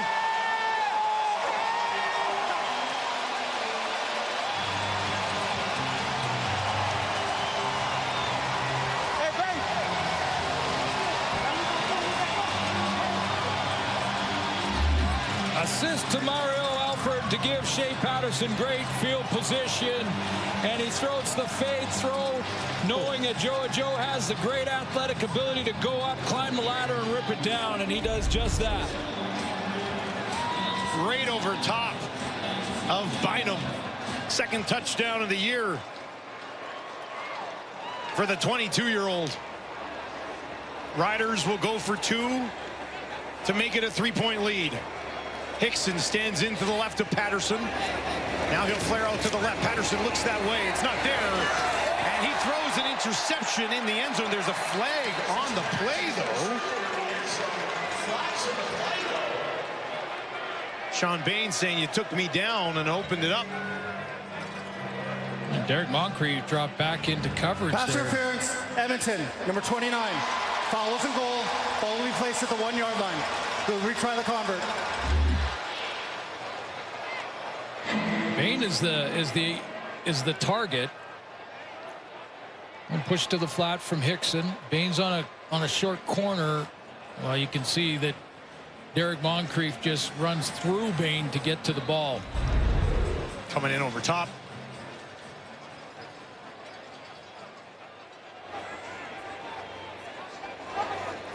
Patterson lines up in the shotgun, turns, takes the handoff, dumps it over the top.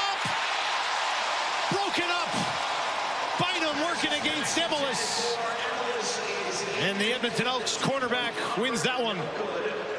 It was Bynum that was covering Joe on the touchdown. Joe wins that battle.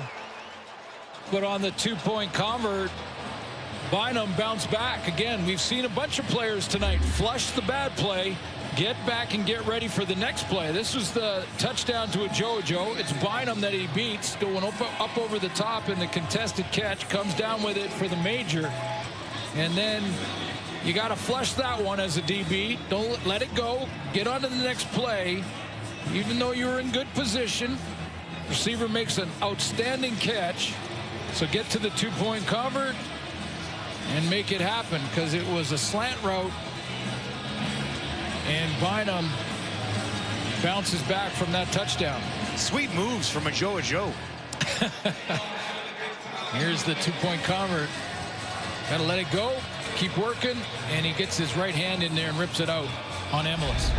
Well, after the beauty return from Super Mario, 4 plays, 55 yards, 141 for Patterson in the offense. Oh, yeah, full-time helper to Alfred. We got a 1-point game. Javon Leake cuts it upfield. And Javon Leake takes it outside the 40. Decent field position. And a bounce-back spot here for Trey Ford and the Elks, who've been shut out in the third quarter. Yeah, they have. But remember the first drive and the first drive, they had the formation issue, took a delay of game. They had to back up. They were 1st and 15. That just looked unorganized. And then the next play with the interception to Roland Milligan, had 2 receivers right in the same area. So again, that's not normal. You want to spread out the field, use all 65 yards wide long, or yards wide, I should say. Start on their own 43. On the ground to get this drive started with Rankin. I asked Trey about the game plan and how different it was compared to when McLeod Bethel-Thompson was the starter. And he says basically it's a similar game plan, but it's pared down a little bit. Pared down to the group of plays that I like, that, you know, suit my skill set better, but also, you know, just trying to keep it simple. Sure, they clean things up on the sideline after that start to this quarter. 2nd and 5 as time ticks down, and quarter number 3. Back out into the flat to the running back. Rankin trying to turn it up the field. They'll look to push him ahead, but they'll be stopped short. And it'll be 3rd down and a couple of yards still. We've seen Jarius Jackson contemplate this a few times. He wants to. You can tell he wants to. It's where the marker is now. It's 2 yards.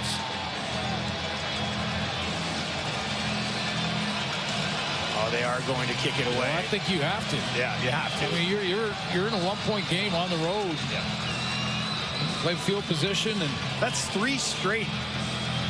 2 yard, yeah, he's been thinking about in pretty obvious kicking situations, so wants to kind of go for it, but not here. What does number 2 have in store? Anything is possible with Alford. Lots of great returners around the Canadian Football League. Julian, clean punt from his 41. And that's going to bounce. And out of bounds. The corner? At the 1. They're going to have a discussion now. Looked like he caught the corner there, didn't it? Well, Edmonton would much rather have that go out at the 1.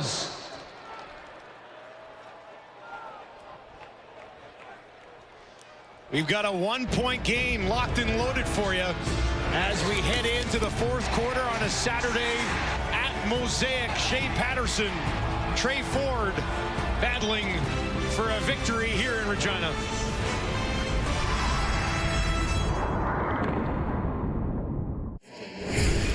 Welcome back to Regina, where the Riders lead 21-20 over Edmonton. 41 points on the board here. The big number in town today, though, that 343 from Joey Chestnut. 343 mini donuts in 8 minutes. All right. It's kind of impressive, isn't it? That's very impressive. I don't know how he does that, but I've got it's on. It's on, okay? Here's what we're going to do. We're going head-to-head. I don't like my chances, but we're going head-to-head. All right, count me in. Okay, you ready? Yeah. On your mark, get set, go. No, that's as fast as you can go. Come on, man. 1. Do you have a knife and fork? You have a knife and fork? They are good. They are good. You got 2? I got a half of 1. I don't think I could do 341 in 8 minutes. This drive starts on the 1. Patterson got to get out of there. And he throws it incomplete as he is hit.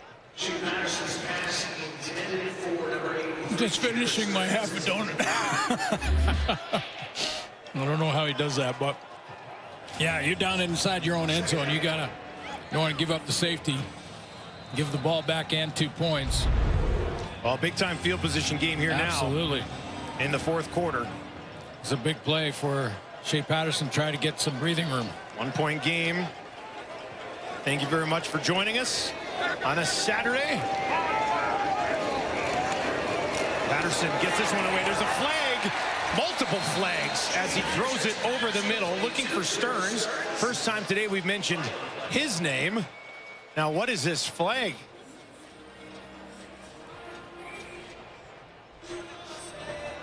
Offside, Saskatchewan, number 19. We will repeat 2nd down at the 1-yard line. That's Emelis. He was in there beside Stearns right here. Number 2 receiver trips to the field, 3 receivers to the field. You see he's about 3 yards across the line of scrimmage.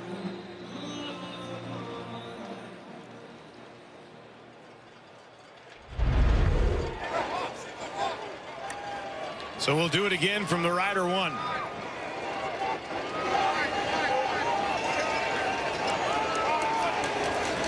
Patterson gets it away down the field looking for Bain. Missed him though, and it falls incomplete out of bounds. I had a shot there. Patterson saying he was hit in the head. Trying to make a case, and now the officials are going to have a conversation. No flag was thrown, though. Well, let's take another look. 117, row 30, seat 1. Stay in your seat and we'll continue. A little bit of a window in between Kai Gray there and Darius Bratt. After review by the command center, we have roughing the passer, Edmonton, number 42. 15-yard penalty, 1st down. All right, so the command center stepped in and said it is a roughing the passer. They can with player safety and rushing the passer, yes. And right hand to the head. Nolan Taylor and well, he knew it right away. You see his hands. He was like, Patterson went right to the officials to get their attention. So So now, instead of having to kick it away, they've got some breathing room here, as they'll be working from their own 16. Well, it takes the safety opportunity off the board, basically, for the Elks. Hickson up the middle. Will he emerge from that pile? No. But a nice push ahead, actually, on first down. Second and manageable here for the Riders. Yeah, most teams offensively will split the field into 3 zones. There's your own zone, and you're trying to those key plays. You'll have certain plays for when you're backed up in your own end, like Patterson is now. The middle of the field where you can run your entire offense, and then the red zone. So Mark Mueller now calling his zone plays. Need 5 more yards to keep this drive moving. Patterson backpedaling, a little bit of pressure. Now he's going to escape out to his right. Fires one over there. And Bynum steps in. A Joe watching on. Is that going to be a taunting flag? It might be, yeah. It looked like it is. 2 completely unnecessary penalties here by Edmonton. Well, this is a team struggling for their first win of the season. And how many different ways... A 10-yard misconduct foul against Edmonton, number 16.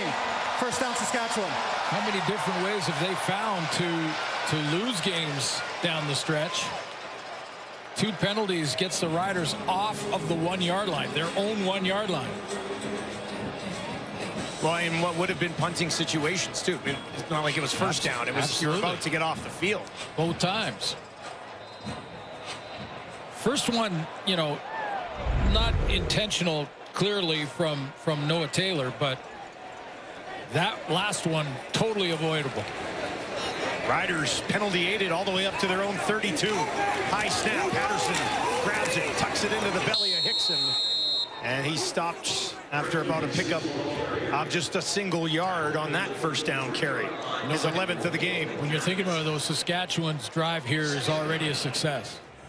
Flip the field. Yeah, you've already got a chance. If you don't get this second down conversion, you can kick it. Field position is back and safe again. I mean, they were staring a 2-point safety and losing the football, possession of the football, right in the face. This time they face a 2nd and 9. Elks will send 4. Patterson stays in the pocket.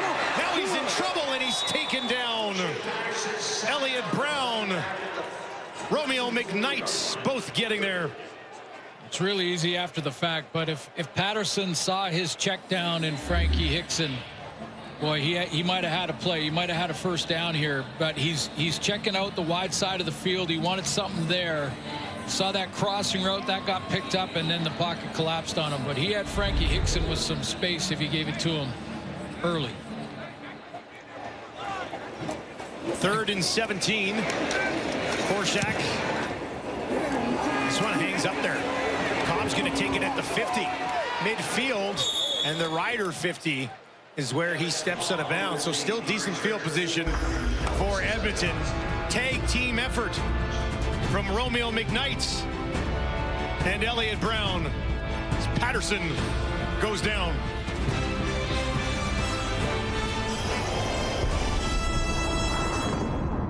Welcome back to Mosaic Stadium. Well, Save on Foods is helping people spend on food, giving away $100,000 in gift cards for the 3rd straight season here in Western CFL markets.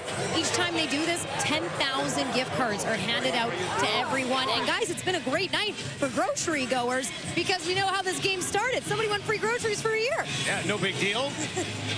I like to consider myself a Save on Foods alumnus. Spent more time working at Save-On than I did in any post-secondary institute, so I want to get one of those hoodies. Dustin Nielsen, Save-On Foods. Here's Javon Leak. Look at this. Wide open, down to the 20, to the 10. Touchdown, Edmonton. Javon Leak's got his 2nd of the game. This one a big one. And the Elks go back on top with 11 minutes to play.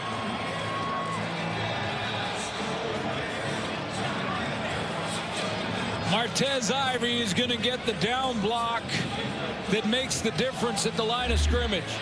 He's over here at tackle, and watch him get the down block. He gets the down block on Malik Carney, drives him down into the middle of the formation, and away goes Javon Leak to the cone. Javon Leak, heavier role in the run game with Kevin Brown out. 10 carries, 107 yards, 2 touchdowns. That one for 51. That wasn't a missed tackle. That was just well blocked at the point of attack. And you kick out the contain and you drive the contain man down, you got a chance for a big play. Now Edmonton will go for 2 to make it a 7-point game. Ford wide open back in the end zone. They got it. Curly Giddens. And the lead is 28-21. Oh, we got a good fourth quarter shaping up here at Mosaic. Let's go back to that touchdown and the great blocking up front by the O-line for Edmonton. Get good field position with a nice return, and then the down block. Roland Milliken got high to make sure he contained Trey Ford, and that opened up the huge lane.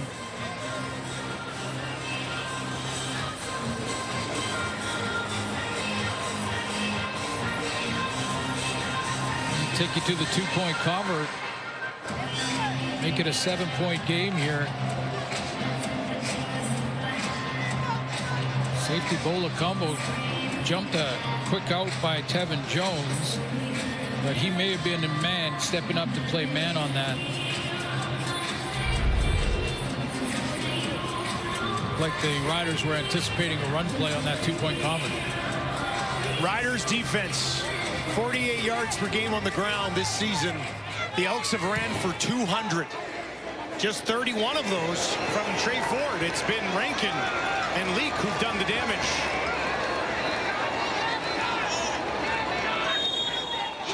Stearns on the return. And now Shea Patterson takes the lead, trailing by 7, or takes the field, trailing by 7. Yeah, late in the first half, he had to put together a drive and did for over 90 yards to grab some momentum back after an Edmonton pretty dominant first half, but it was good blocking up front by the big boys. Get Javon Leak outside. Couple of injured Elks on the field being looked at. Tanner Green, one of them. Jacob Lamunden, the other. CFL and TSN action continues as the Argos head to Calgary, taking on the Stampeders tomorrow at 7 Eastern, 4 Pacific on TSN. Big win by Winnipeg this week in the West. BC drops a game. There's Kermit. You know what he is? He's a fan of great football. And that's what we've got so far here tonight. Still 10 minutes to play, too. Patterson wide open. Keyshawn Johnson turns it up the field. Niles Morgan with the tackle, and a second and inches situation here. Yeah, so important that first drive, or first play of the drive, that you really need. And Riders really need one here. Catch. Johnson's team leading, 5th catch of the ball game. Got 60 yards, also leads the Riders in that category. 2nd and 1.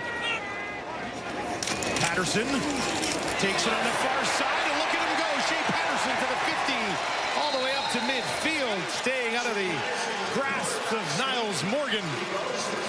Kind of loaded up the right side of that formation with a Joe and Keyshawn Johnson. And when he got up to the line of scrimmage, it looked like he saw, you know what, I think we got him outnumbered on the edge there, so I'm going to just take it over there and see if I can outrun the pursuit.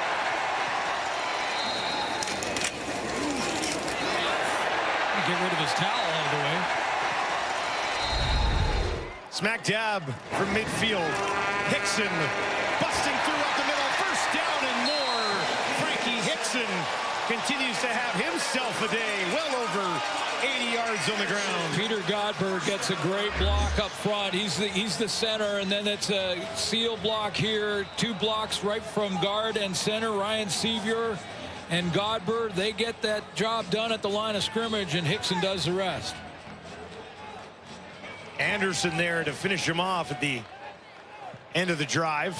It's an injured Elk right on the Mosaic Stadium logo.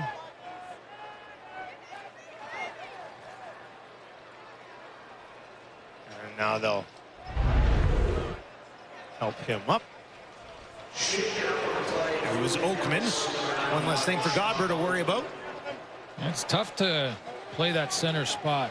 You've got to make all the calls up front.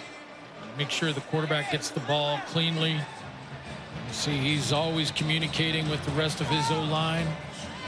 And then he's got to remember which is his guy to block as well at the end of all of that. Leadership up front from Peter Godberg, one of the best in the business up there. Back-to-back 17-yard runs for the Riders. Has them down inside the Edmonton 40. They'll hand it off again, this time to Bain. And Morgan is there to make sure no damage is done. Purefoy makes the play. Morgan makes the tackle. Purefoy got up and just used his instincts there, and he got up and forced a delay in that play, so the timing was off.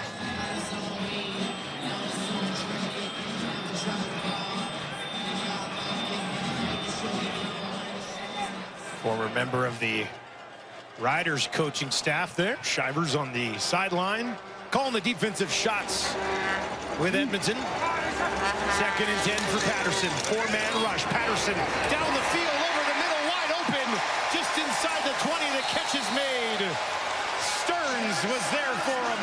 First of the game's a big one for 83. We'll just follow Stearns here. Run down and run this dig. Just nice little spot. You see inside the linebacker. Nice depth to just get about 3 or 4 yards behind him. That was Niles Morgan that was dropping back underneath that, or at least trying to, and Bratton over the top. And Stearns found that soft spot.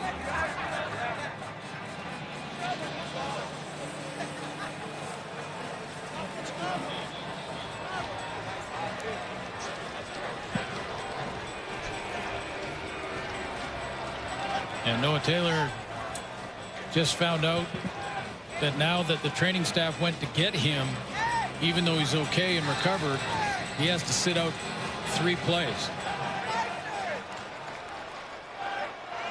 Just the 2nd trip to the red zone today for the Riders, working from the Edmonton 15.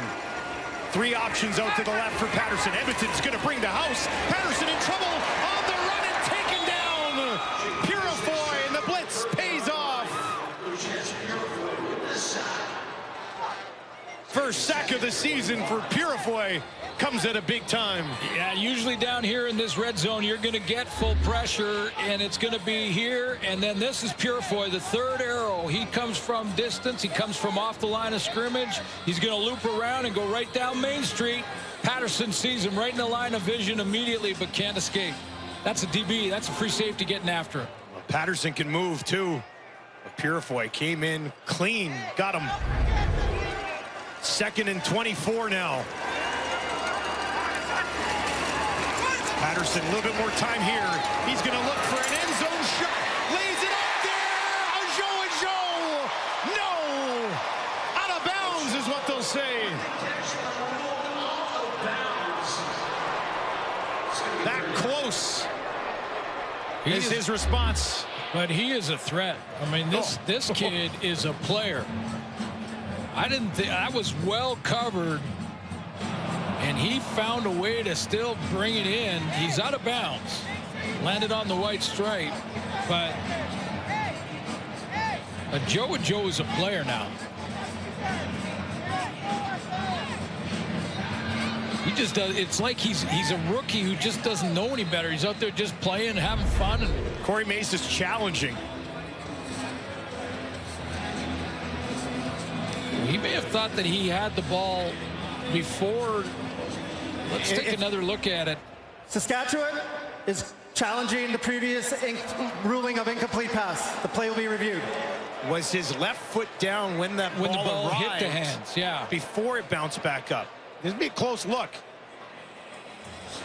I thought he had to elevate a little bit, and then that first foot down was on the white stripe. That looked fairly obvious, but in order to challenge this, you'd have to see something completely different. That right foot, was it down? I think both feet were in the air.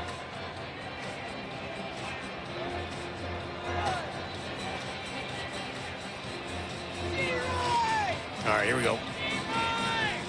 Well, he's saying that first foot, that right foot was on the ground when it hit his hands.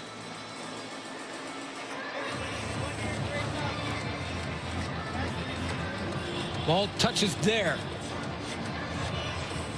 Oh, boy. Ooh, that's a lot closer than I thought it was. That is just an unreal job by Ajo to even make this close. Well, it almost like he drags his toe.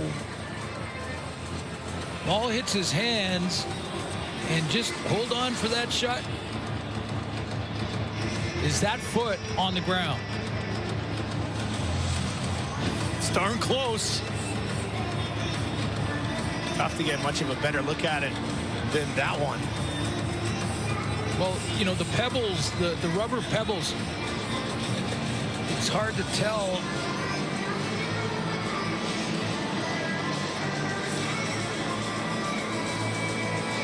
Now, we're talking about the ball touching his hands. When do they count secured possession of the ball? But it's got to be a continuation. Now it's secured, and now he's out. I'm not sure. It's a great catch, even if it doesn't count. Well, either way, yeah. But let's get the call. After review, the ruling on the field stands. Saskatchewan will be charged a timeout. You know, when we showed you 3 or 4 copies of it, you saw what Coach May saw. You saw that the toe dragged when the ball touched his hands, but you have to grab possession of the ball. I do think it was worth another look. Yep, if you're Corey Mace there, right? Touchdown, and if you don't get it, you kick the field goal. But on a scoring play, always a good idea to challenge if you think you got a chance. Yeah. 37-yard attempt is knocked through, and we've got a 4-point game with 6:36 on the clock. Patterson laid it out there. Ajo went to get it, and he almost did.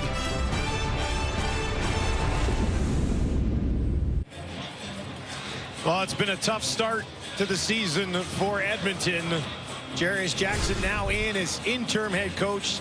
MBT now the backup. They've lost 7 in a row, but there's been some close ones in their suits. Yeah, Jarius Jackson, of course, only the head coach for 2 of them. Was the OC before that with Chris Jones. But yeah, you see the average margin of defeat is 1 possession.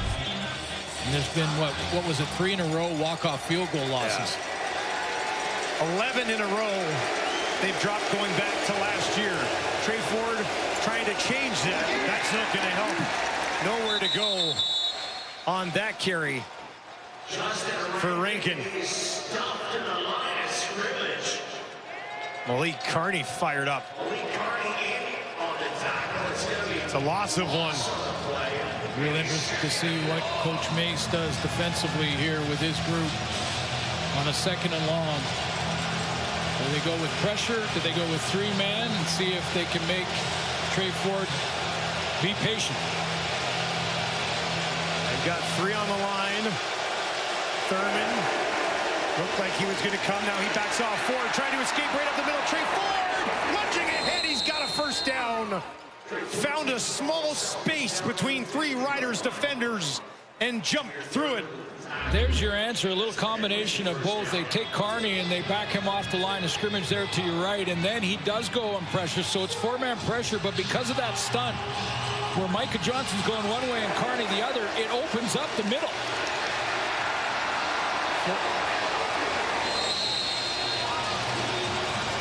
That's just the 4th carry of the game for Ford. He's not been running around like crazy, but he came through there. Now they'll give it to Leak. center, C.J. Avery, wraps him up. Yeah, Avery had to fight through a block, too. This is a big play by Avery to create another second and long. He's going to scrape here to the plate because Javon Link, pre-snap, knows he wants to bounce outside here. And he's got a down block from Mayala, but you see how Avery beats that block from Mayala and gets up and makes the tackle.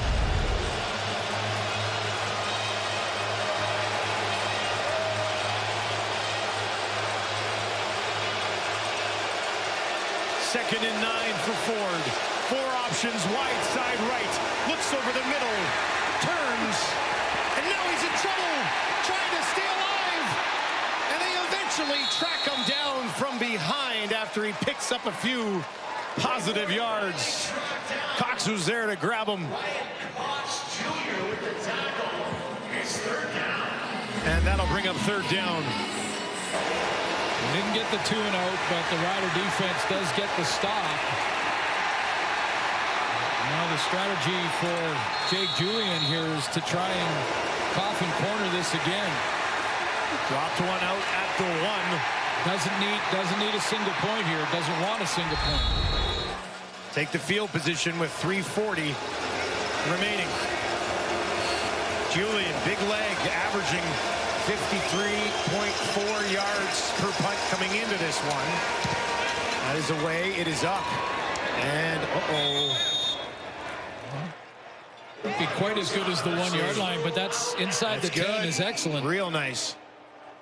Mark him out at the 6. Another big kick because you want to kick it away from Mario Alford. First of all, in that punt, there's a lot of different reasons for the strategy, but this is the main one. Try not to get number 2. This is the first play of the game. That's the opening kickoff. He was due. Super Mario.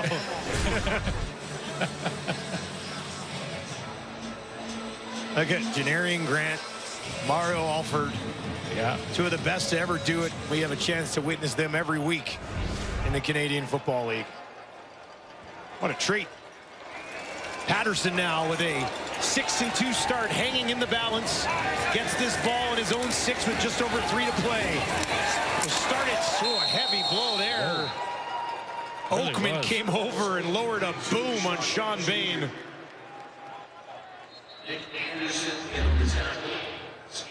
Oakman put all 290 pounds into this. Yikes. Inside 3 minutes at Mosaic. Great finish coming up. Don't go anywhere.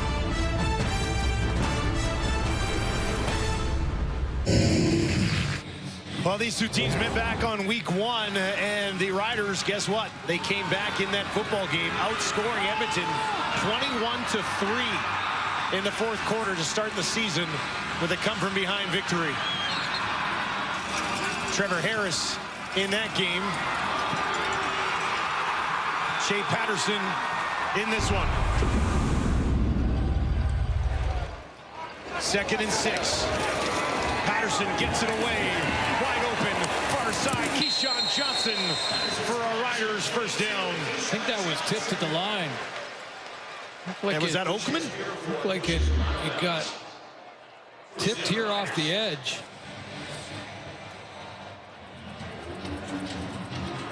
It was Bratton, the DB coming up. Got his hands on it, but it still got there. Here comes 24. Ooh. See how it changed? It's concentration by Johnson. Fresh set of downs after that Johnson catch. Riders from their own 19, down 4. Laid out near side. Bain, looked like he might have had a play on it as he worked his way around Bynum, but couldn't haul it in. Oh, he played it so well. Sean Bain, watch him on this ISO here. He's going to hesitate like it's not coming. Plays over. No, it is not. He did that on purpose. He slowed down on Bynum to make it look like he wasn't the target, and then took that jump step to get to it, and then just didn't finish it. Had both his hands on it, too. 2nd and still 10. Patterson. Keyshawn Johnson, ball pops out, hopped on. Keyshawn Johnson hit by Bynum, and he's feeling that one big time.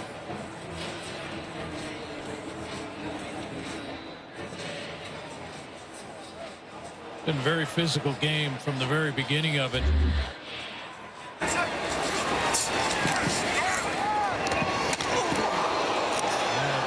Both players solid, and I think Bynum's a little shorter than Keyshawn Johnson, so his shoulder pad caught him right in the neck area. Again, not intentional. It's just Bynum's trying to step up and put a hit on, and he got him right in the midsection up into the chin. With the Keyshawn Johnson's making his way off. Johnson has walked off. Korshak stands on his own 5, about to kick this away with 2:38 remaining. Mitchell and Cobb back to return for Edmonton. Cobb takes it at the 42, secures that ball and returns it for about 5 or 6 yards. And now an opportunity to seal this thing away if you're Trey Ford. Yep, and you know the run game has been working fairly well, although the Riders defensively cleaned up some sloppy tackling in the second half and have been better. See if Jarius Jackson tries to get Trey Ford out on the edge here.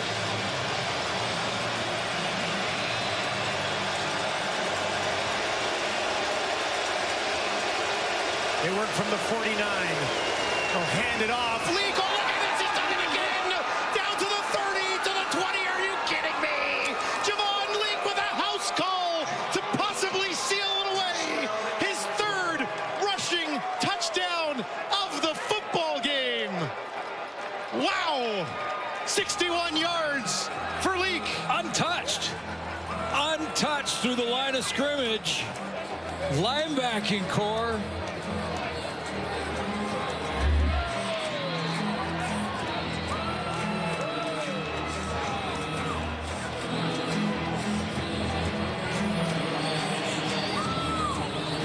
Wow.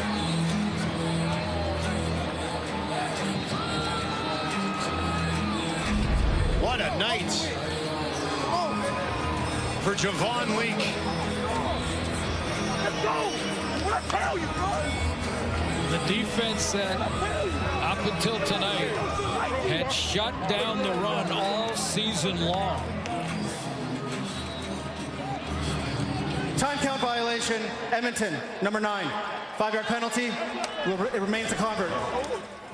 So the Riders coming into this game, I believe, had given up somewhere around 335 yards rushing on the season. Yeah, for 7 games. 277 tonight. Well, that's remarkable. And, you know, we heard Jameer Thurman talk about it after the first half, but there is a Trey Ford element to that and the reason for that. Beatty for an 11-point lead, and he sneaks that one in, and Edmonton is up 35-24. If you have Javon Leak in fantasy this week, you're going to be laughing your way to a victory. We saw what he did on the special teams in Toronto, and then the Elks pick him up, and with Kevin Brown over the lineup, he's the feature back tonight, and boy, did he take advantage of all the opportunities and touches tonight. 12 carries for Leak. 2 plus 2 plus 2 is 6. Or 1 win if they hang on. 2:20 left. But Leak's got 169 yards on 12 attempts. It's not like he's carried the ball 25 times in this football game. Well, that's what he gives you, though. I mean, that breakaway speed, that's what I mean when you think back about him as a returner. But, you know, he's got a chance that if he finds a seam, there's his 3 touchdowns tonight, 1 down in the goal line. That was an offside that led to that one for the Riders. And then this one where he bounces outside. Again, this is the speed. That's the breakaway return speed we saw. And then this one. And it just looked like assignment issues with the C gap wide open, and some patience from Leak in the line of scrimmage. He had to bounce to get to that gap. Beatty lets it fly. Smartly kicking it away from Mario Alford. Stearns on the return here. Special teams tackle made by Nick Anderson. 2:16. Edmonton's up by 11. Well, we've seen strange things happen with the Elks this season. So Shea Patterson moved this ball quickly and see if he can get some points on the board. You know he'll have some room underneath. The Elks defensive backfield is going to back off a little bit. That doesn't change the front seven. We're still going to get after Shea Patterson, but the back end will, I'm sure, give the Rider receiving core a little bit more room. Got to move quick here. Patterson. Number 3. Down the field, over the middle, intercepted. Cordell Jackson takes it away for Edmonton. And now he's going to return it back inside. The 35 has his helmet yanked off at the end of the play. That draws a flag. But the Elks defense likely just sealed this one away. Face mask, Saskatchewan, number 81. 15-yard penalty, first down Edmonton. Straight cover 3, and I think Shea Patterson saw the middle third defender who was Purefoy on that last play. He saw him move to Patterson's right, and when he did that, he tried to go to the backside but didn't get enough on it. Second interception of the season for Cordell Jackson. Along with 5 knockdowns as well. A couple of brave souls in Pill country there. Jackson was an absolute interception machine in the indoor league. Bringing that presence now to the big field here in the Canadian Football League. Rankin wrapped up immediately. That'll go for a 2-yard loss. Well, listen, the last time the Elks won a game was right here in Mosaic Stadium. That was the starting quarterback in Edmonton, Trey Ford. You know, and he had a big first half, I thought. Big 90-plus yard throw for a touchdown to Tevin Jones in that first half. Saskatchewan's defense made some adjustments, played a lot better against him in the second. Just a couple of plays here and there, but he has made the difference. Ford over the middle to Tevin Jones, and Jones is going to walk it in. That's his second touchdown of the game against his former club. And the Bluebirds are out at Mosaic.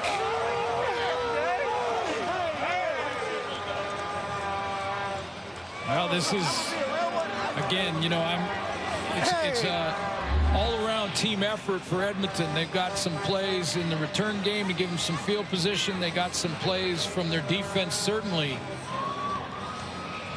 But this has been a different team with number 2 at the helm. Well, last time they won here, Kevin Brown had 174 rushing yards. They're going to win here tonight. Javon Leaks got 169 rushing yards. Like, their running backs have just been sort of freed up with the threat of Trey Ford at quarterback. Exactly. When he threatens the edges. And he didn't do it much tonight. He only ran the ball 4 or 5 times. No, you don't have to actually do it. It just takes the attention of the D-line. It'll take their eyes for that split second. And when he does that, he opens up run lanes for his tailback. So, you know, I think it's a factor. And, you know, many people have said, and I've been one of them, that McLeod Bethel-Thompson wasn't the reason they were 0-7. McLeod Bethel-Thompson was playing pretty good football until last week. Last week was his worst game of the season, but he was playing pretty good up until then. But clearly they needed one more little push, one more spark, and that spark has come from Trey Ford. And Trey Ford now has got them believing, and all 3 phases are playing at a different level. You know, you're not giving it all to him. It's a team effort. Yeah, I mean, Javon Leak was incredible. Javon Leak unreal tonight. The run game unreal tonight. But it just changes the approach. It changes how you defend them. Ford also about 82% of his passes completed tonight. 18 of 22 for 252. 2 touchdowns and that interception on that deep shot down the field to Geno Lewis. And the big one from the pocket, the 90-plus yarder to Tevin Jones. That was from the pocket. Yeah, laid it out there nicely for him. Stepped up in the pocket and let her go. Yeah, I mean, if he can continue to grow and improve that part of his game, he's going to be a superstar quarterback in the league. Edmonton's hung 515 yards on the Riders' defense. Riders at 309 of their own. Sask was allowing about 345-ish coming into the game. 1:26 left, trailing 42-24. And that one incomplete. Bain with Purifoy closing in on him quickly.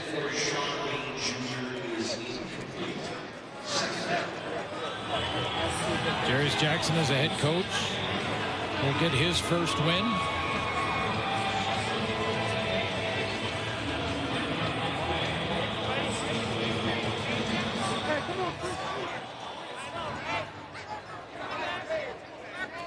The offense with the worst rushing attack in the league so far this season.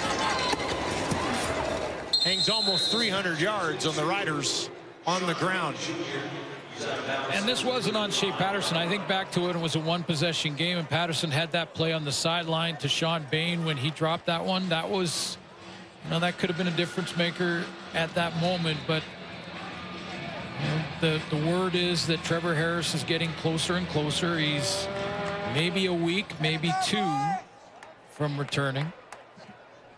But I really think Shea Patterson has developed and improved a little bit in every game, even the losses. Taking some important reps for sure. Patterson here on 3rd down, over the middle, and he finds Jarrett Stearns tackled by Purifoy.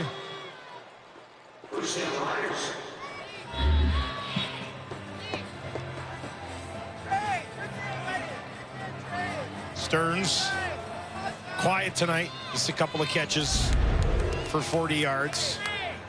Emlis had 3 catches, Bain 4 catches. Trevor Harris watching on.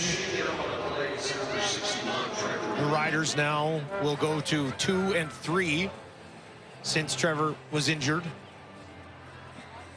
but remain in a tie for first in the West with the BC Lions, who have injury problems of their own. Yeah, exactly. Yeah, that is much more precarious now than it was last week even.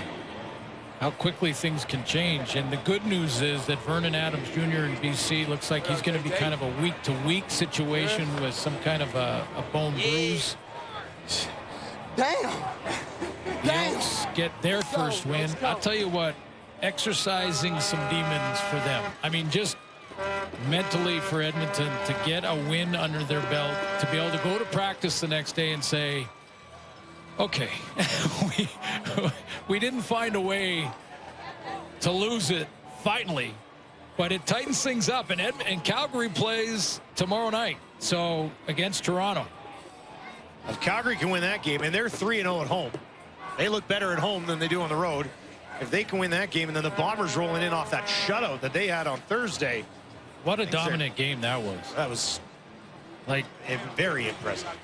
What was it for BC? Did they have 2 or 3 first downs in that game? They had 2 first downs going in to the 4th quarter.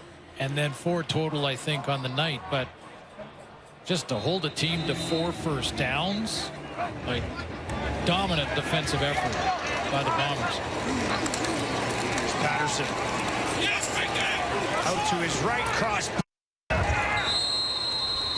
And Emlis is there, wrapped up immediately by Niles Morgan. So you're Edmonton on the other side of this. 0-7, going to 1-7. It's still 1-7. Yeah, but something to build on, right? Yeah, it's a way to start building, and you know I'm going to go out on a limb and say that there'll be a few more fans buy some tickets for their next home game next weekend, just to go out and see number 2, and see if he can continue to grow, continue to make these plays down the field, continue to get fans up out of their seats, because that's what Trey Ford does. At home versus BC on Sunday. We'll be there for that one. The Riders turn it around for a Thursday game out in Ottawa.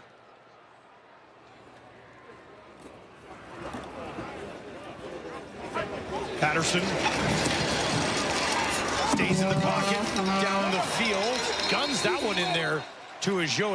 If you're looking for bright spots tonight, that kid's one of them. Yeah, well, I'll tell you, Keon Schaefer-Baker, whenever he returns to the lineup, I think they got to try to find a way to keep both of them on the roster. I mean, I don't know how you take a Joe out of the lineup. I know he's a rookie in the pecking order and all that, but he's a player. Patterson out to Hicks, and got a hand on it. Smart play there by, I believe it was Moncrief coming over. I mean, Hickson's doing some talking, but that's a former Rider that, you know, could have put the hit on Hickson and probably not drawn a penalty flag with it, but looked at the game situation. And the people around here know Derek Moncrief and know that he's a good human being. Not going to try to blow you up in that spot. 2nd and 10 for Patterson as time ticks down. Spins away from some trouble. Moore coming, gets around that as well. On the run to his right, throws it down the field, batted away by Kai Gray with 6 seconds on the clock.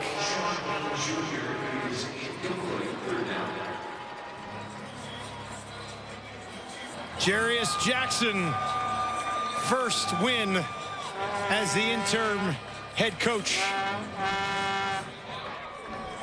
A little bit of a bath for him. Well, a major win, because this goes back to last year. You know, the last time they won was August of last year, and that's a long time to go staring at the ceiling at night, trying to figure out how you're going to get back in the win column. Patterson, end zone one last time, and that one's still laying there. Good luck making a call on this. Touchdown. Call it a touchdown. Touchdown late. That ball was bouncing all over as time expired. Joe's on top. There's another Rider underneath. Kai Gray is right there. Simultaneous catch goes to the offense. So if they caught it together, that would be Bratton, Kai Gray. Picton's got it. Gray's got it. It never hit the ground. It was on his heel. And Picton reeled it in. So Picton will hang on. The previous play is being automatically reviewed by Command Center. The end of the game automatic review. I don't think that hit the ground at all. Interesting finish. It was definitely an interesting game for both of these clubs. Well, I was going to say the points here may matter, but they don't, because they'll play one more time late in the season, these two teams. So After review, the ruling on the field stands. Touchdown. Can you imagine if that would have tied the game? Like that type of play on a Hail Mary at the end of the game? That would have been one of the most ridiculous things we've ever seen. Seen it before. Lothar out to wrap this one up. And the Edmonton Elks finally have a victory on the road against a good Riders team, 42-31. Trey Ford gets the start and immediately delivers a victory for the Elks. He goes 18 of 22 for 252 yards and a couple of touchdown passes. And Javon Leak, absolute superstar tonight. 3 touchdowns on the ground, 169 yards. Javon Leak leading the way with Trey Ford. The Elks losers no more. 42-31, the final from Mosaic.